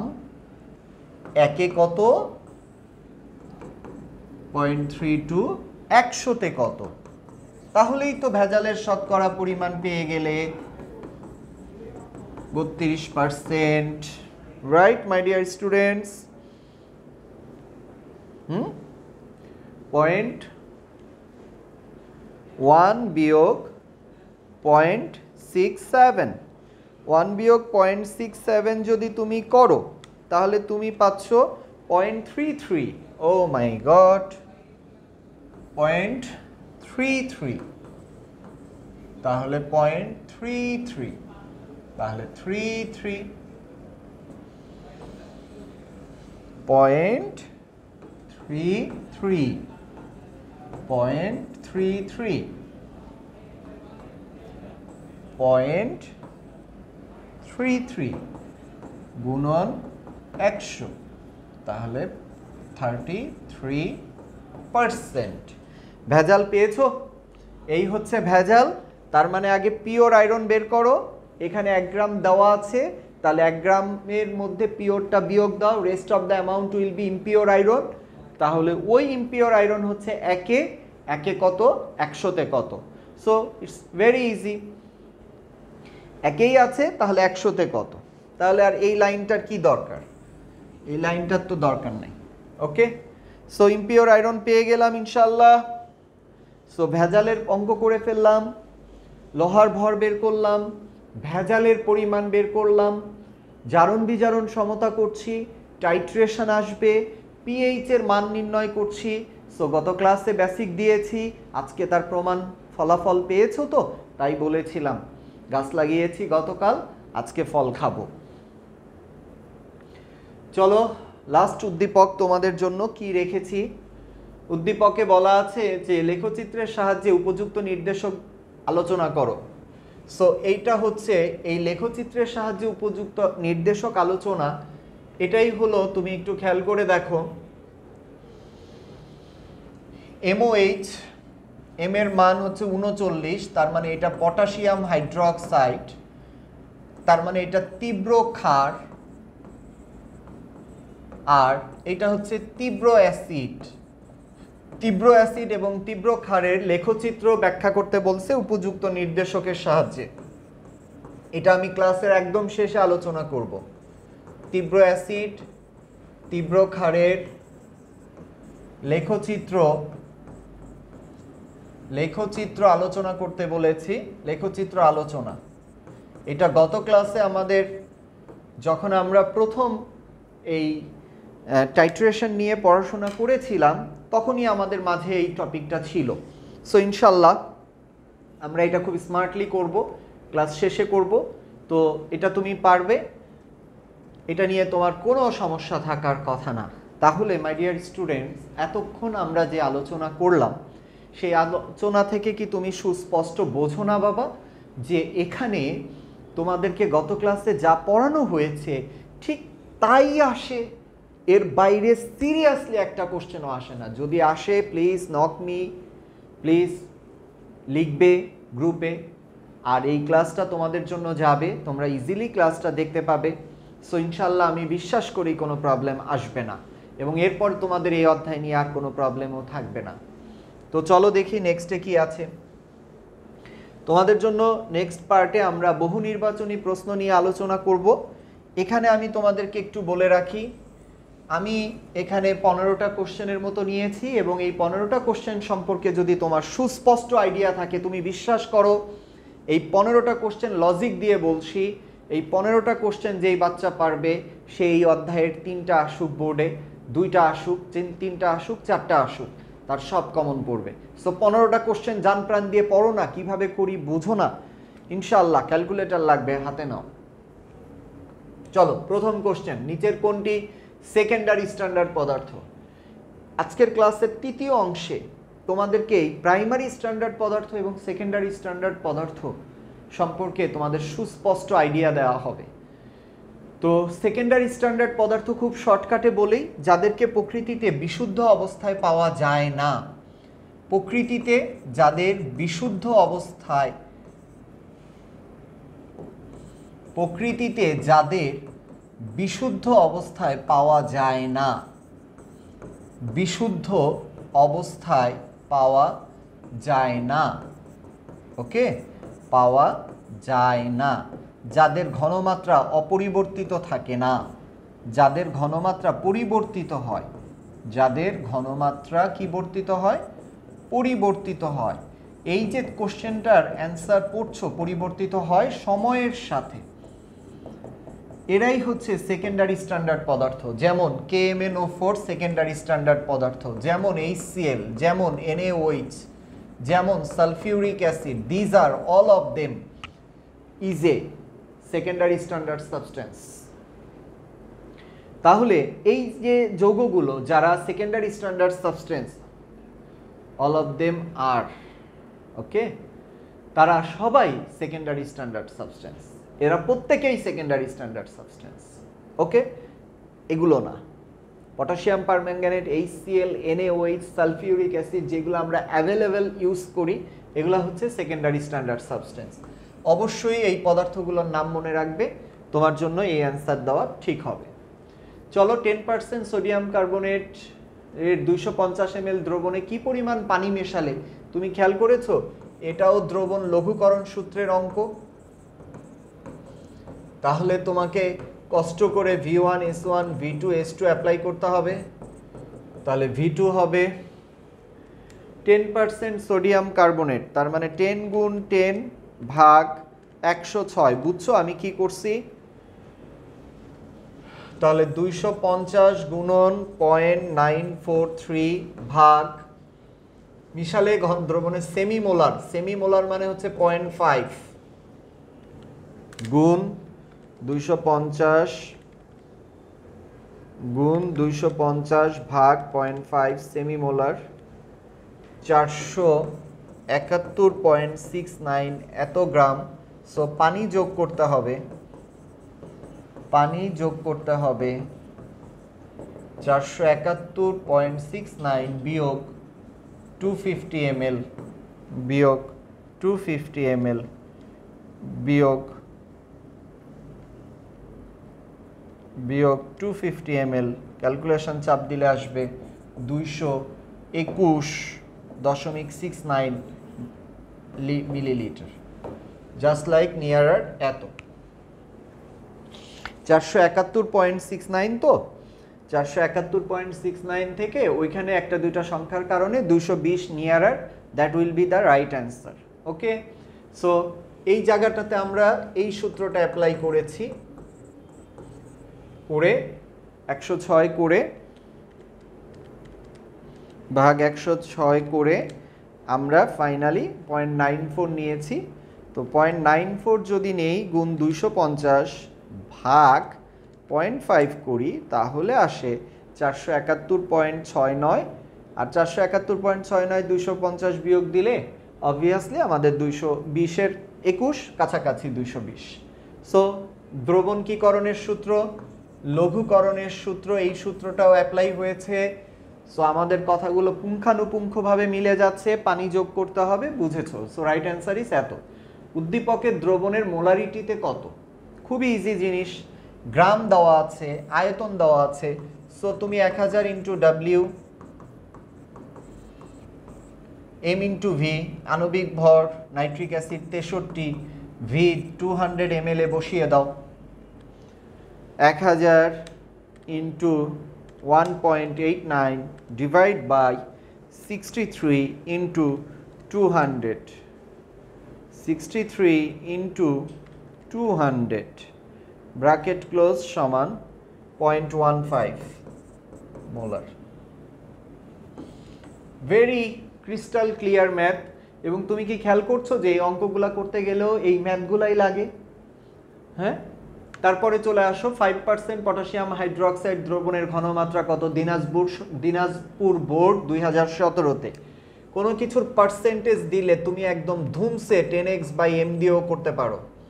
সো 10 গুণ 5 আর আণবিক ভর 40, পটাশিয়াম 39 যোগ 16 যোগ 1। সো করে ফেলো দেখি, 10 গুণ 5 ভাগ 39 যোগ 16 যোগ 1 ব্র্যাকেট ক্লোজ সমান 0.89 মোলার। এটাও করতে পারো তুমি চাইলে। এই same math 1000 into W 5 gram by আণবিক ভর ওটাই 39, 16 যোগ 1, ভি 100 দিয়েও ক্যালকুলেশন করলেও তুমি দেখবে 0.89 মোলারই আসতেছে। অর্থাৎ 5% মানে হচ্ছে 100 ml এ 5 গ্রাম। এই কথাটা বুঝলে এই সূত্রটা দিয়েও তুমি করতে পারবে। হোয়াট এভার তুমি যাই করো, তার মানে বুঝেছো যে এই সূত্র তোমার কাজে লাগবে, এটা ছাড়া অঙ্ক করা যাবে না। দেখো মাই ডিয়ার স্টুডেন্টস, এই অঙ্কটা ক্যালকুলেশনটার বেসিক আমি তোমাদেরকে একটু পরে দিচ্ছি। এখানে একটা মোস্ট ইম্পর্টেন্ট কথা আছে, ফেরাস আয়ন মানে ferrous sulphate, potassium dichromate sulphuric অ্যাসিডের সাথে বিক্রিয়া করে ferric sulphate, chromium sulphate Cr2SO4 3 পানি তৈরি করে। বিক্রিয়াটিতে বলা হয়েছে 200 ml এত মোলার জারক দ্রবণকে বিজারিত করতে কত ml ডেসিমোলার বিজারক দ্রবণ প্রয়োজন। জারক বিজারক অস্থির অবস্থা। আচ্ছা, এখানে ফেরাস হয়েছে ফেরিক, যোজনী বৃদ্ধি, জারণ, জারিত, তাই ফেরাস হচ্ছে বিজারক। এইখানে দেখো এটার এক্সপ্লানেশনটা আমি তোমাদের সুবিধার জন্য লিখে রেখেছি। বিজারক পদার্থ ফেরাস, আর ডাইক্রোমেট হচ্ছে জারক পদার্থ। মাথা ঠান্ডা করে খেয়াল করো, বিক্রিয়াটা দেওয়া বলা আছে বিক্রিয়াটিতে এত ml এত মোলার জারক দ্রবণকে বিজারিত করতে কত ml ডেসিমোলার বিজারক দ্রবণ প্রয়োজন। ডেসিমোলার মানে 0.1, বিজারক মানে হচ্ছে কত আয়রন 2+ দরকার। তো বিক্রিয়াটা সুন্দরভাবে ব্যালেন্স করবে, করার পর V1S1/V2S2 অ্যাপ্লাই করবে। V1S1/V2 কি 2 S2। আর এখানে জারক হচ্ছে পটাশিয়াম ডাইক্রোমেট, জারক হচ্ছে পটাশিয়াম ডাইক্রোমেট, আর বিজারক হচ্ছে তোমার কি ফেরাস সালফেট, রাইট? তাহলে ফেরাস সালফেট, তো আলটিমেটলি ফেরাস সালফেটের আগে মোল হচ্ছে 6 আর পটাশিয়াম ডাইক্রোমেটের আগে 1। এখানে V1 হচ্ছে এত মিলি এত মোলার জারক পদার্থ, তো জারক পদার্থ পটাশিয়াম ডাইক্রোমেট, তাহলে এই V1 এর মান হচ্ছে ওই যে ওটা 20 গুণ 0.05 ভাগ কত ml লাগবে ডেসিমোলার, তার মানে V2 বের করবা, ডেসিমোলার মানে 0.1 সমান 1/6। তাহলে এখান থেকে V2 বের করে ফেলো, V2 বের করলে তুমি যে রেজাল্টটা পাবা সেটা হবে 60 ml। যোজনী বৃদ্ধি, জারণ, জারিত, বিজারক, আমি এই কথাগুলো নিয়ে লাস্টে কথা বলবো, এই জন্যই তোমাদের সামনে এটার ক্যালকুলেশনটা আমি রেখে দিয়েছি, এটার ক্যালকুলেশনটা আমি রেখে দিয়েছি। ওকে, তো চলো নেক্সটে যাই। এইটারই আরেকটা সিকুয়াল আছে, কি বলেছে দেখো, ফেরাস পটাশিয়াম ডাইক্রোমেটের সাথে একই কথা, ফেরাস সালফেট পটাশিয়াম ডাইক্রোমেটের সাথে বিক্রিয়া করে in presence of sulfuric acid ferric sulfate chromium sulfate পানি তৈরি করে। ওকে, তাহলে এখানে বলা হয়েছে বিক্রিয়ায় এ কি জারক, এ কি জারক? তুমি একটু খেয়াল করো, আয়রন 2+ থেকে এটা হলো আয়রন 3+, তাহলে যোজনী বৃদ্ধি, জারণ, জারিত, যোজনী বৃদ্ধি, তাহলে আয়রন 3+ তো বিজারণ হ্রাস পাবে, ও তো 2+ হওয়া সম্ভব, তাহলে যোজনী হ্রাস, বিজারণ, বিজারিত, জারক, তাহলে এখানে এ যৌগ মানে আয়রন 3+ হচ্ছে জারক, এটা সঠিক, এটা সঠিক। বি H+ বিজারক, H+ বিজারক, ডাইক্রোমেট Cr2O7 2 Cr3+ হচ্ছে। তাহলে H+ এখান থেকে হয়ে যাচ্ছে পানি H2O, এটা তো ছিল সালফিউরিক অ্যাসিড, তাই না? তাহলে এখানে H+ ছিল কত 2 2+, আর ওখানে হয়ে যাচ্ছে 2+। ওকে, তাহলে H+ কি বিজারক? H+ এর যোজনী হ্রাস পাচ্ছে, কিন্তু বিজারণ বিজারিত হয়েছে জারক, যোজনী হ্রাস পাচ্ছে H+ এর, যোজনী হ্রাস, যোজনী হ্রাস মানে বিজারণ বিজারিত জারক, তার মানে H+ জারক না, জারক বিজারক না।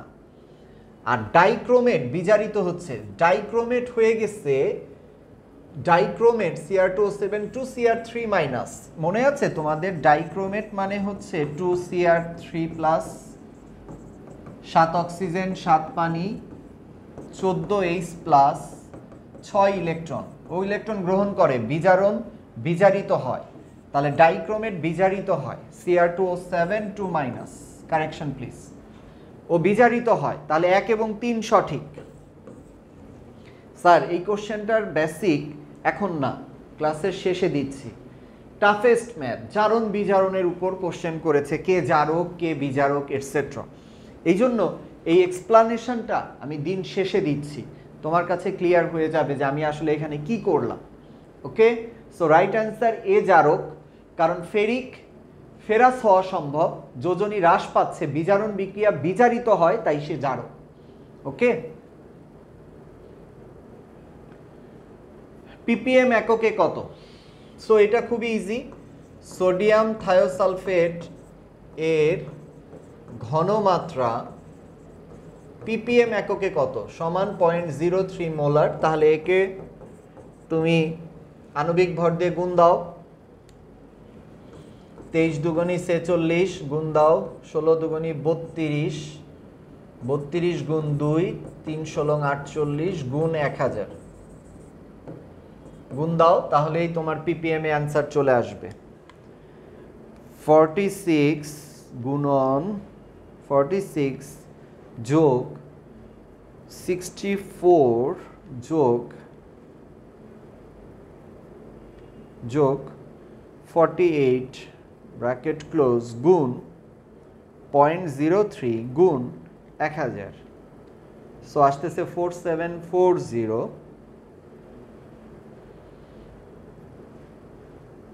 ppm এককে কত সোডিয়াম থায়োসালফেট দ্রবণের ঘনমাত্রা। সালফার 16 দুগুণী 32 গুণ 2, অক্সিজেন 3 16 48, সোডিয়াম 23 দুগুণী 46। ওকে,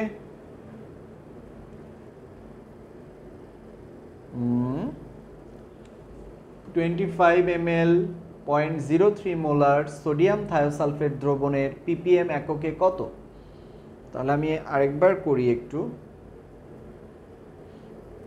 23 গুণ 2 যোগ 32 গুণ 2 যোগ 16 গুণ 3, আমি আণবিক ভর বের করছি 158,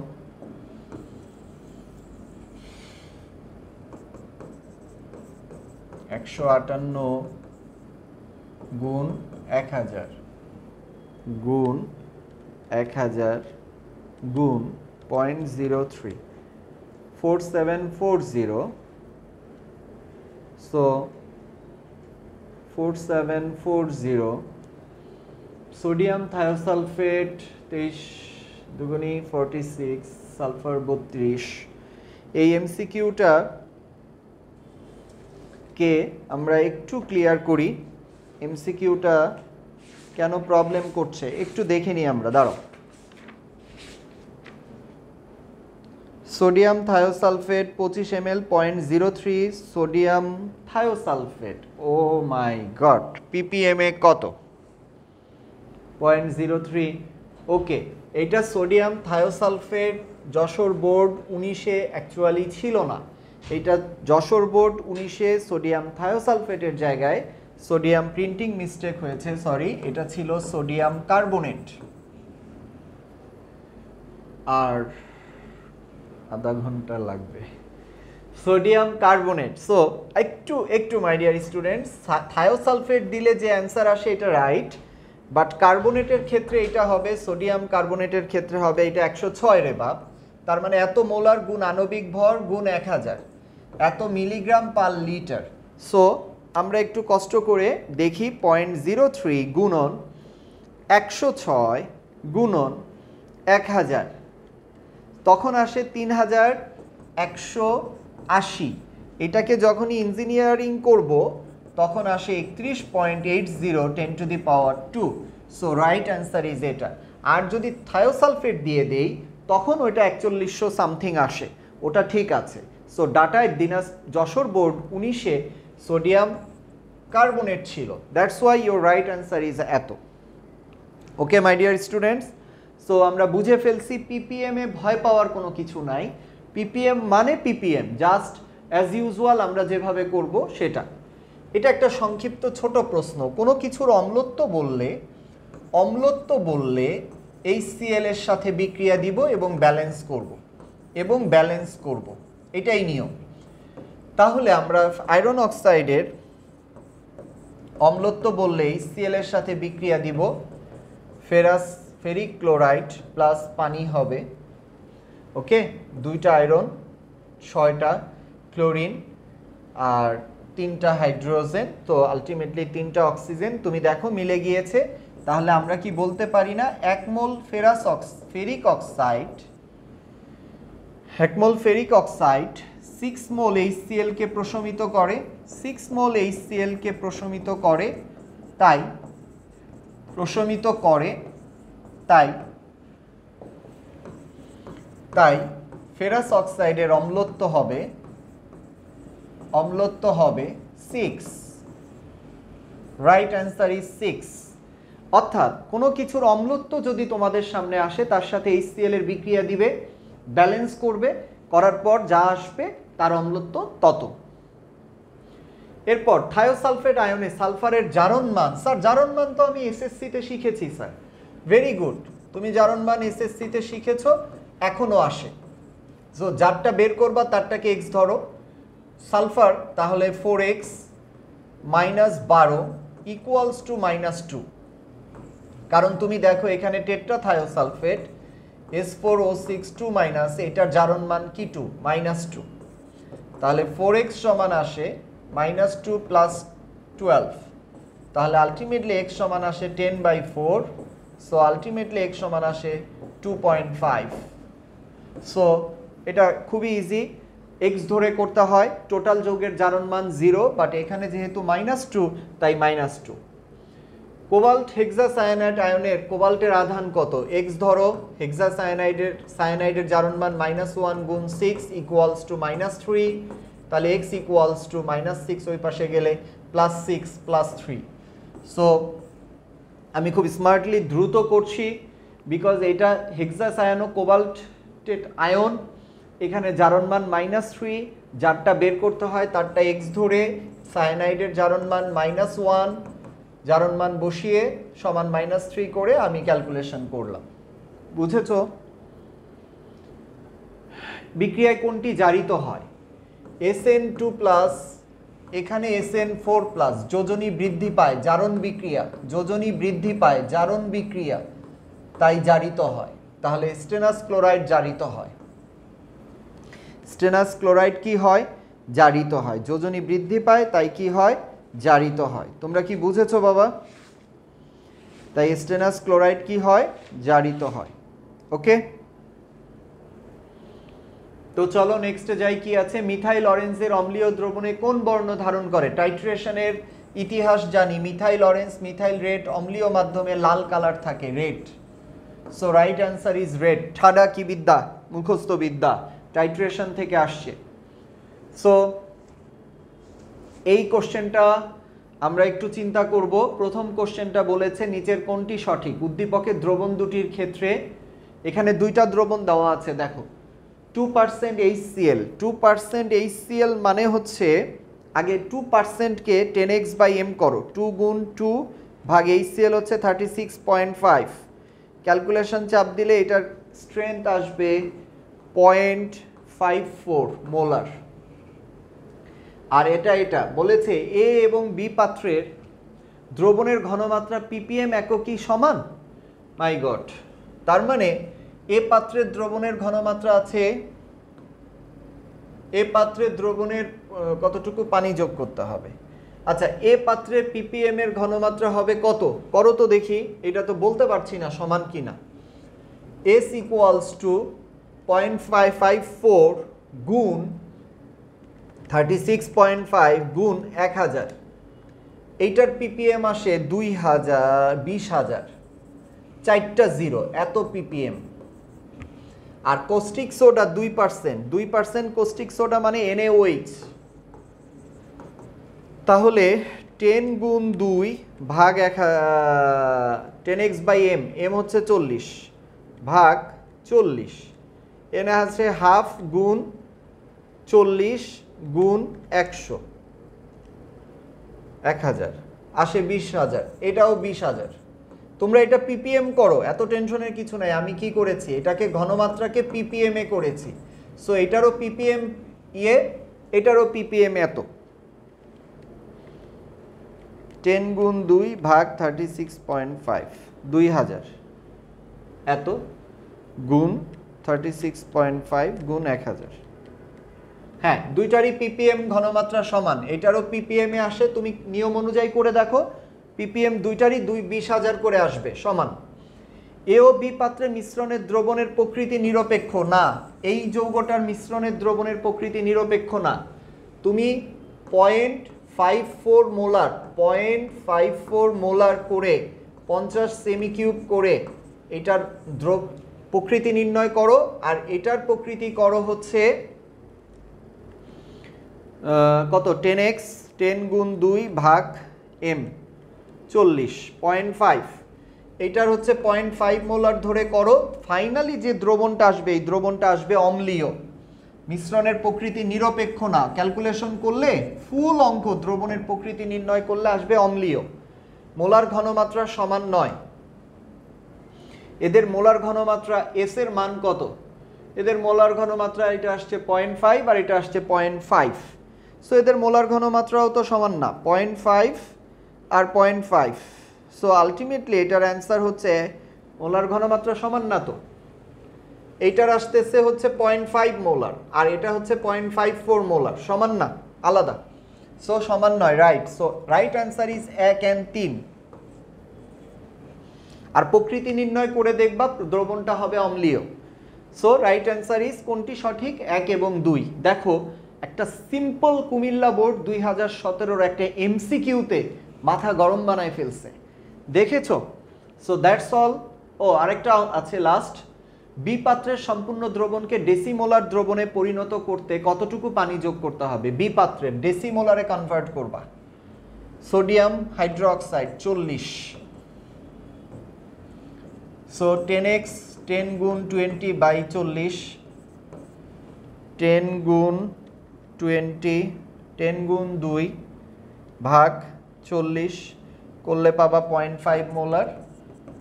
এবার V1S1 V2S2 করো, তাহলে তুমি V2 পাচ্ছ 0.5 গুণ 50 বাই কিসে করবা? কস্টিক সোডা ডেসিমোলারে কনভার্ট করবা, ডেসি 0.1। তাহলে 0.5 গুণ 50 ভাগ 0.1 আসবে 250 ml। তাহলে পানি যোগ করতে হবে, অলরেডি কত ml আছে? 50 সেমি কিউব আছে, মানে 50 সেমি কিউব। তাহলে পানি যোগ করতে হবে 200। পানি যোগ করতে হবে, অলরেডি এখানে 250 থেকে 50 বিয়োগ দাও, পানি যোগ করতে হবে 200 সেমি কিউব। ঠিক আছে, ওকে। তার মানে এটা ছিল আসলে দ্রবণকীকরণের সূত্রের, লঘুকরণের সূত্রের উপর এমসিকিউ। দেখেছো? ফাইনালি শেষ। মাশাআল্লাহ, আল্লাহ আমাদেরকে রক্ষা করেছে। আমরা খুব স্মার্টলি আমরা যে কাজটা এখন করতে যাচ্ছি সেটা হলো যে সংক্ষিপ্ত প্রশ্ন আমি এই অধ্যায়ের আলোচনা করে আজকে তোমাদের একদম ফুল প্যাকেজ কমপ্লিট করে দিতে চাই। তো এইখানকার সংক্ষিপ্ত প্রশ্নের আলোচনা করতে গিয়ে বাপজানেরা তোমরা একটু মাথা ঠান্ডা করে খেয়াল করবে। এখানে যে কোশ্চেনগুলো আছে তার মধ্যে অবশ্যই প্রাইমারি স্ট্যান্ডার্ড পদার্থ কাকে বলে, সেকেন্ডারি স্ট্যান্ডার্ড পদার্থ কাকে বলে, এটা ছাড়া না পড়ে পরীক্ষার হলরুমে যাবে না। সেকেন্ডারি স্ট্যান্ডার্ড পদার্থ বলা হয় কেন, প্রাইমারি বলা হয় কেন, এটসেট্রা, এই কথাগুলোর হচ্ছে যে ওইটা এইটারই একটা পার্ট। এগুলো সব একই জাতের প্রশ্ন। যেই পদার্থ, প্রাইমারি স্ট্যান্ডার্ড পদার্থ কি? যেই পদার্থ প্রকৃতিতে বিশুদ্ধ অবস্থায় পাওয়া যায়, যাদের ঘনমাত্রা দীর্ঘকাল অপরিবর্তিত থাকে, তাই না? এই ধরনের ডেফিনেশন আমার পিছনে লেখা আছে, আমি তোমাকে দেখাবো। সো দীর্ঘকাল অপরিবর্তিত থাকে, তাই তাকে প্রাইমারি স্ট্যান্ডার্ড পদার্থ বলে। সেকেন্ডারি যাদের ঘনমাত্রা দীর্ঘকাল অপরিবর্তিত থাকে না। তো এইটার উপর বেস করে এই কোশ্চেনগুলো আসছে। এই 4টা কোশ্চেনকে তুমি মনে মনে একটা কোশ্চেন ধরবা এবং এটা ভেরি ভেরি ভেরি ইম্পর্টেন্ট, তুমি পড়বে। এরপরে আসো, এইখানে 2টা কোশ্চেন আছে, 11, 12, 13, 14, 15। এই 15টা কোশ্চেন হচ্ছে তুমি জানো না মোলার দ্রবণ মানে হলো 1 মোলার, তুমি জানো না সেমি মোলার মানে 0.5 মোলার, তুমি জানো না ডেসিমোলার মানে 0.1 মোলার, সেন্টিমোলার মানে 0.01 মোলার, মিলিমোলার মানে 0.001 মোলার। যদি জানো তাহলে তুমি জানো না যে মোলার দ্রবণ কাকে বলে? দেখো, মোলার দ্রবণ কাকে বলে এই কোশ্চেনটার উত্তর আমি একটু বলি। মোলার দ্রবণ হলো নির্দিষ্ট তাপমাত্রায় 1 লিটার দ্রবণে 1 মোল দ্রব দ্রবীভূত থাকা। নির্দিষ্ট তাপমাত্রায় 1 লিটার দ্রবণে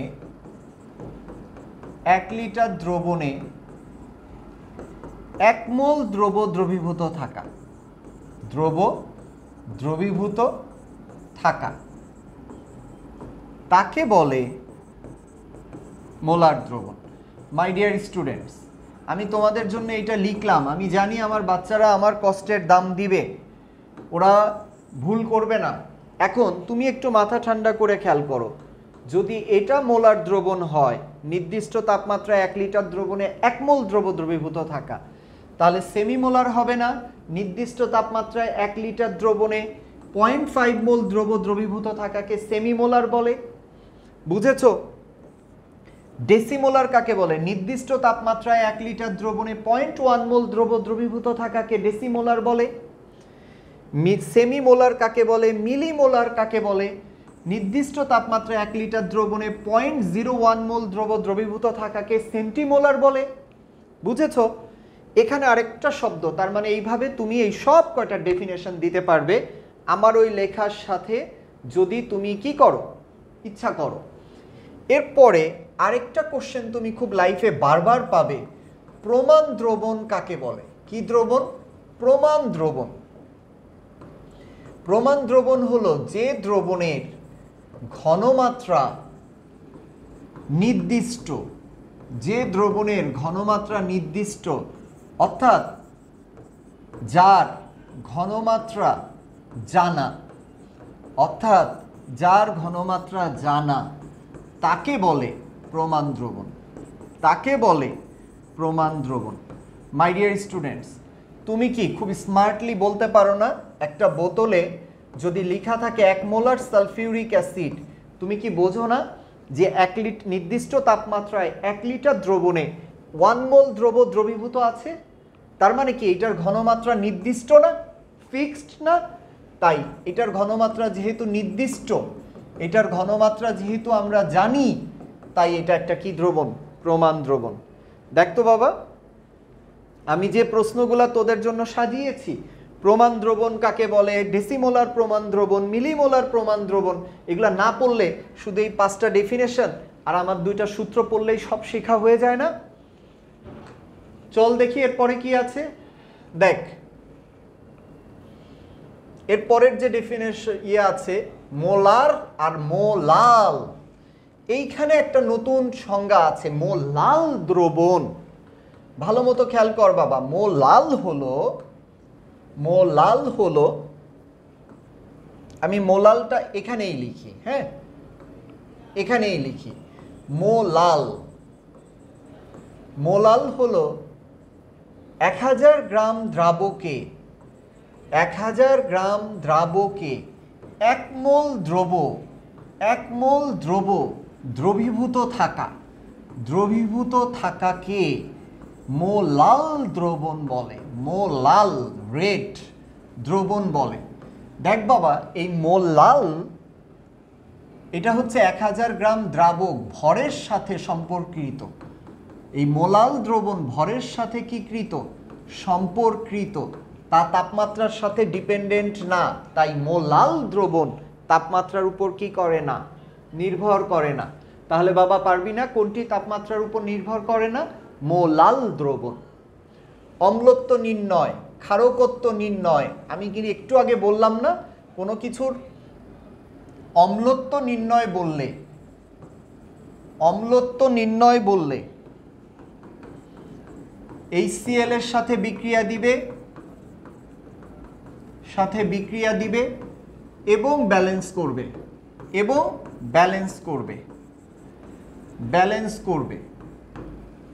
আর ক্ষারকত্ব বললে NaOH এর সাথে বিক্রিয়া দিবে এবং ব্যালেন্স করবে, তাহলেই ক্ষারকত্ব পেয়ে যাবে। যেমন ক্যালসিয়াম অক্সাইডের ক্ষারকত্ব কত? যেমন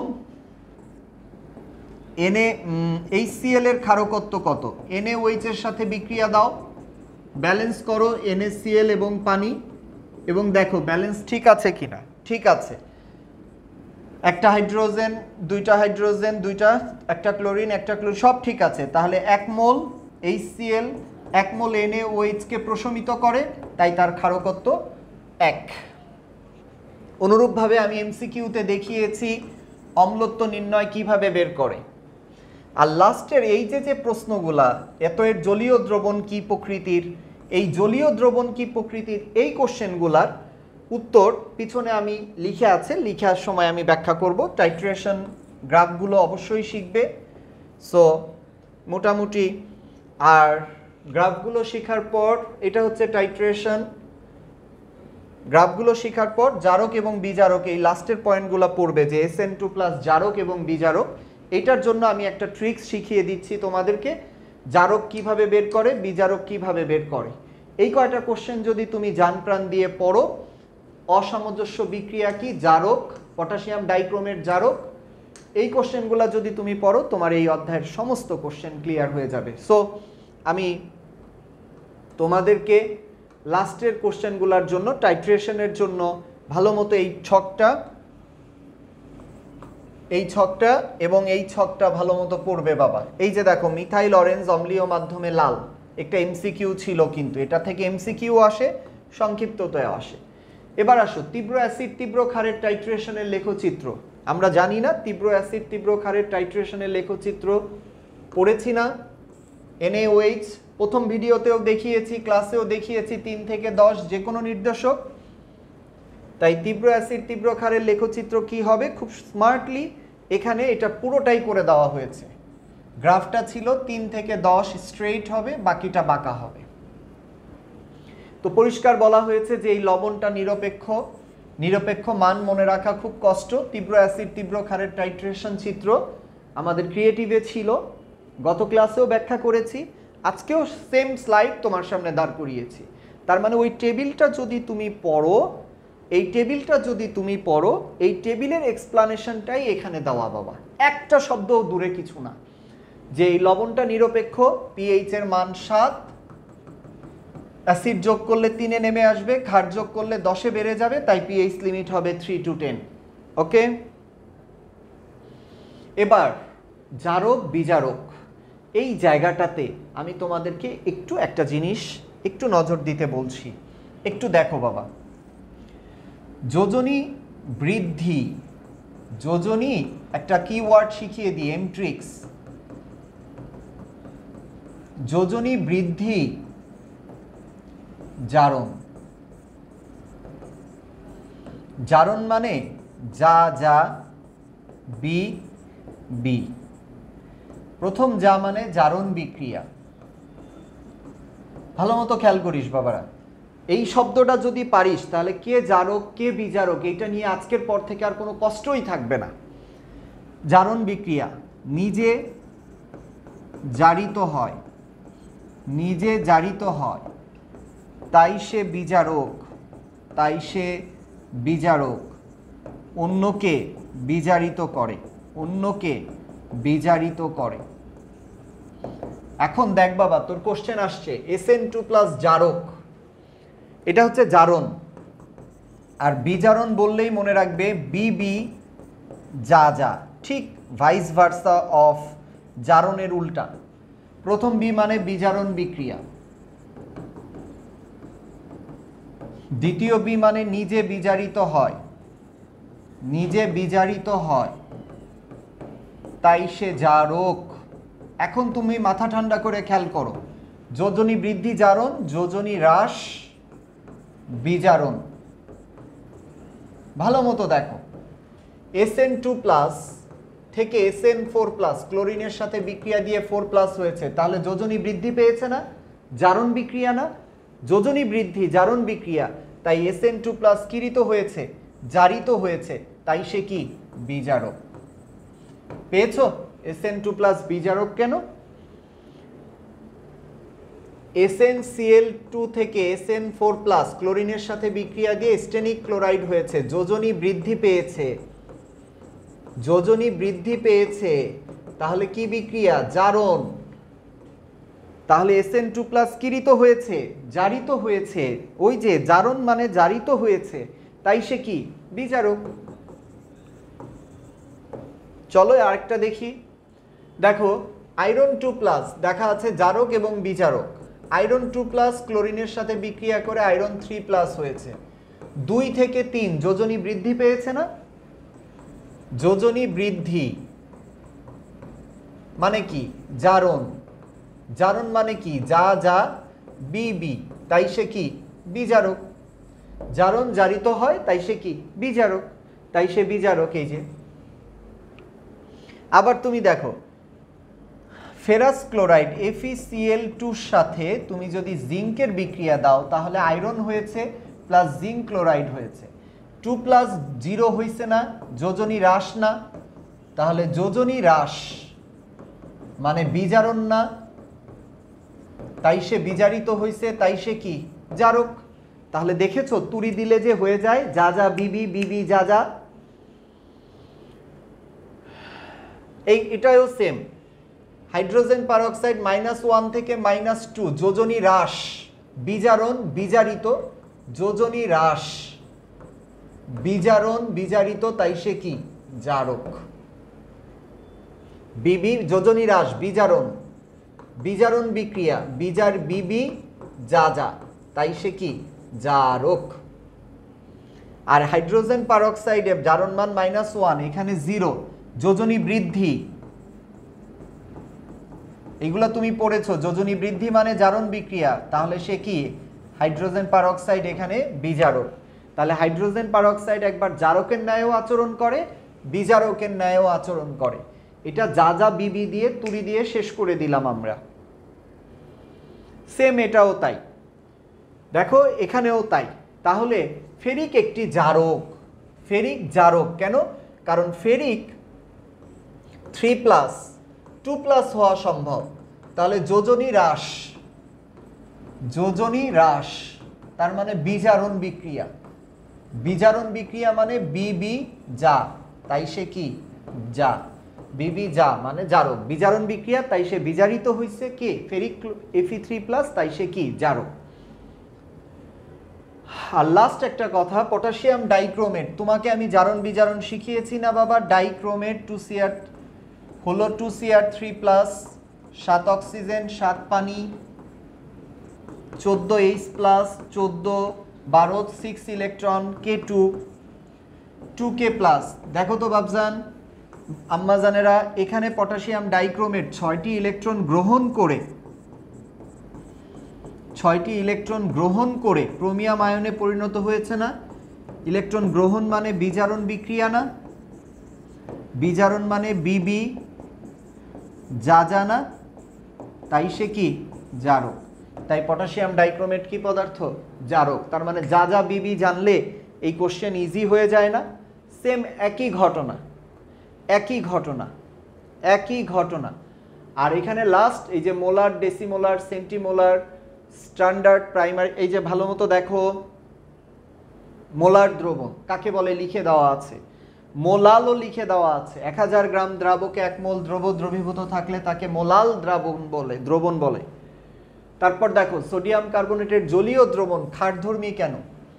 কোনো কিছুর জলীয় দ্রবণ ক্ষারধর্মী বললে তার সাথে পানির বিক্রিয়া দিয়ে 2টা প্রোডাক্ট পাবা। এই প্রোডাক্টের একটা হবে তীব্র ক্ষার, আরেকটা হবে দুর্বল অ্যাসিড। যেহেতু তীব্র ক্ষার তাই তার দ্রবণ হবে ক্ষারীয়। আজকের পর অর্থাৎ কোনো একটি যৌগের জলীয় দ্রবণ ক্ষারধর্মী কেন, এই কোশ্চেন দেখলে ওর সাথে পানির বিক্রিয়া দিবা। পানির এই লাইন লেখার দরকার নাই, এই লাইন লেখার দরকার নাই, পানির বিক্রিয়া দিবা। দিলে 2টা প্রোডাক্ট পাবা, বাচ্চা পাবা। এই বাচ্চার মধ্যে একজন হবে তীব্র ক্ষার আর একজন হবে দুর্বল অ্যাসিড। স্যার দুর্বল অ্যাসিড বুঝবো কিভাবে? কার্বনিক অ্যাসিড আর any types of methanoic, ethanoic এই ধরনের অ্যাসিড দেখলে তুমি বুঝবা দুর্বল অ্যাসিড। সো অ্যাসিড দুর্বল তাই সম্পূর্ণরূপে বিয়োজিত হবে না, ক্ষার সবল তাই সম্পূর্ণরূপে বিয়োজিত হবে, তাই আমার দ্রবণটা হবে ক্ষারীয়। দেখো এরকম আরেকটা কোশ্চেন আছে, পটাশিয়াম ডাইক্রোমেট স্ট্যান্ডার্ড পদার্থ কেন?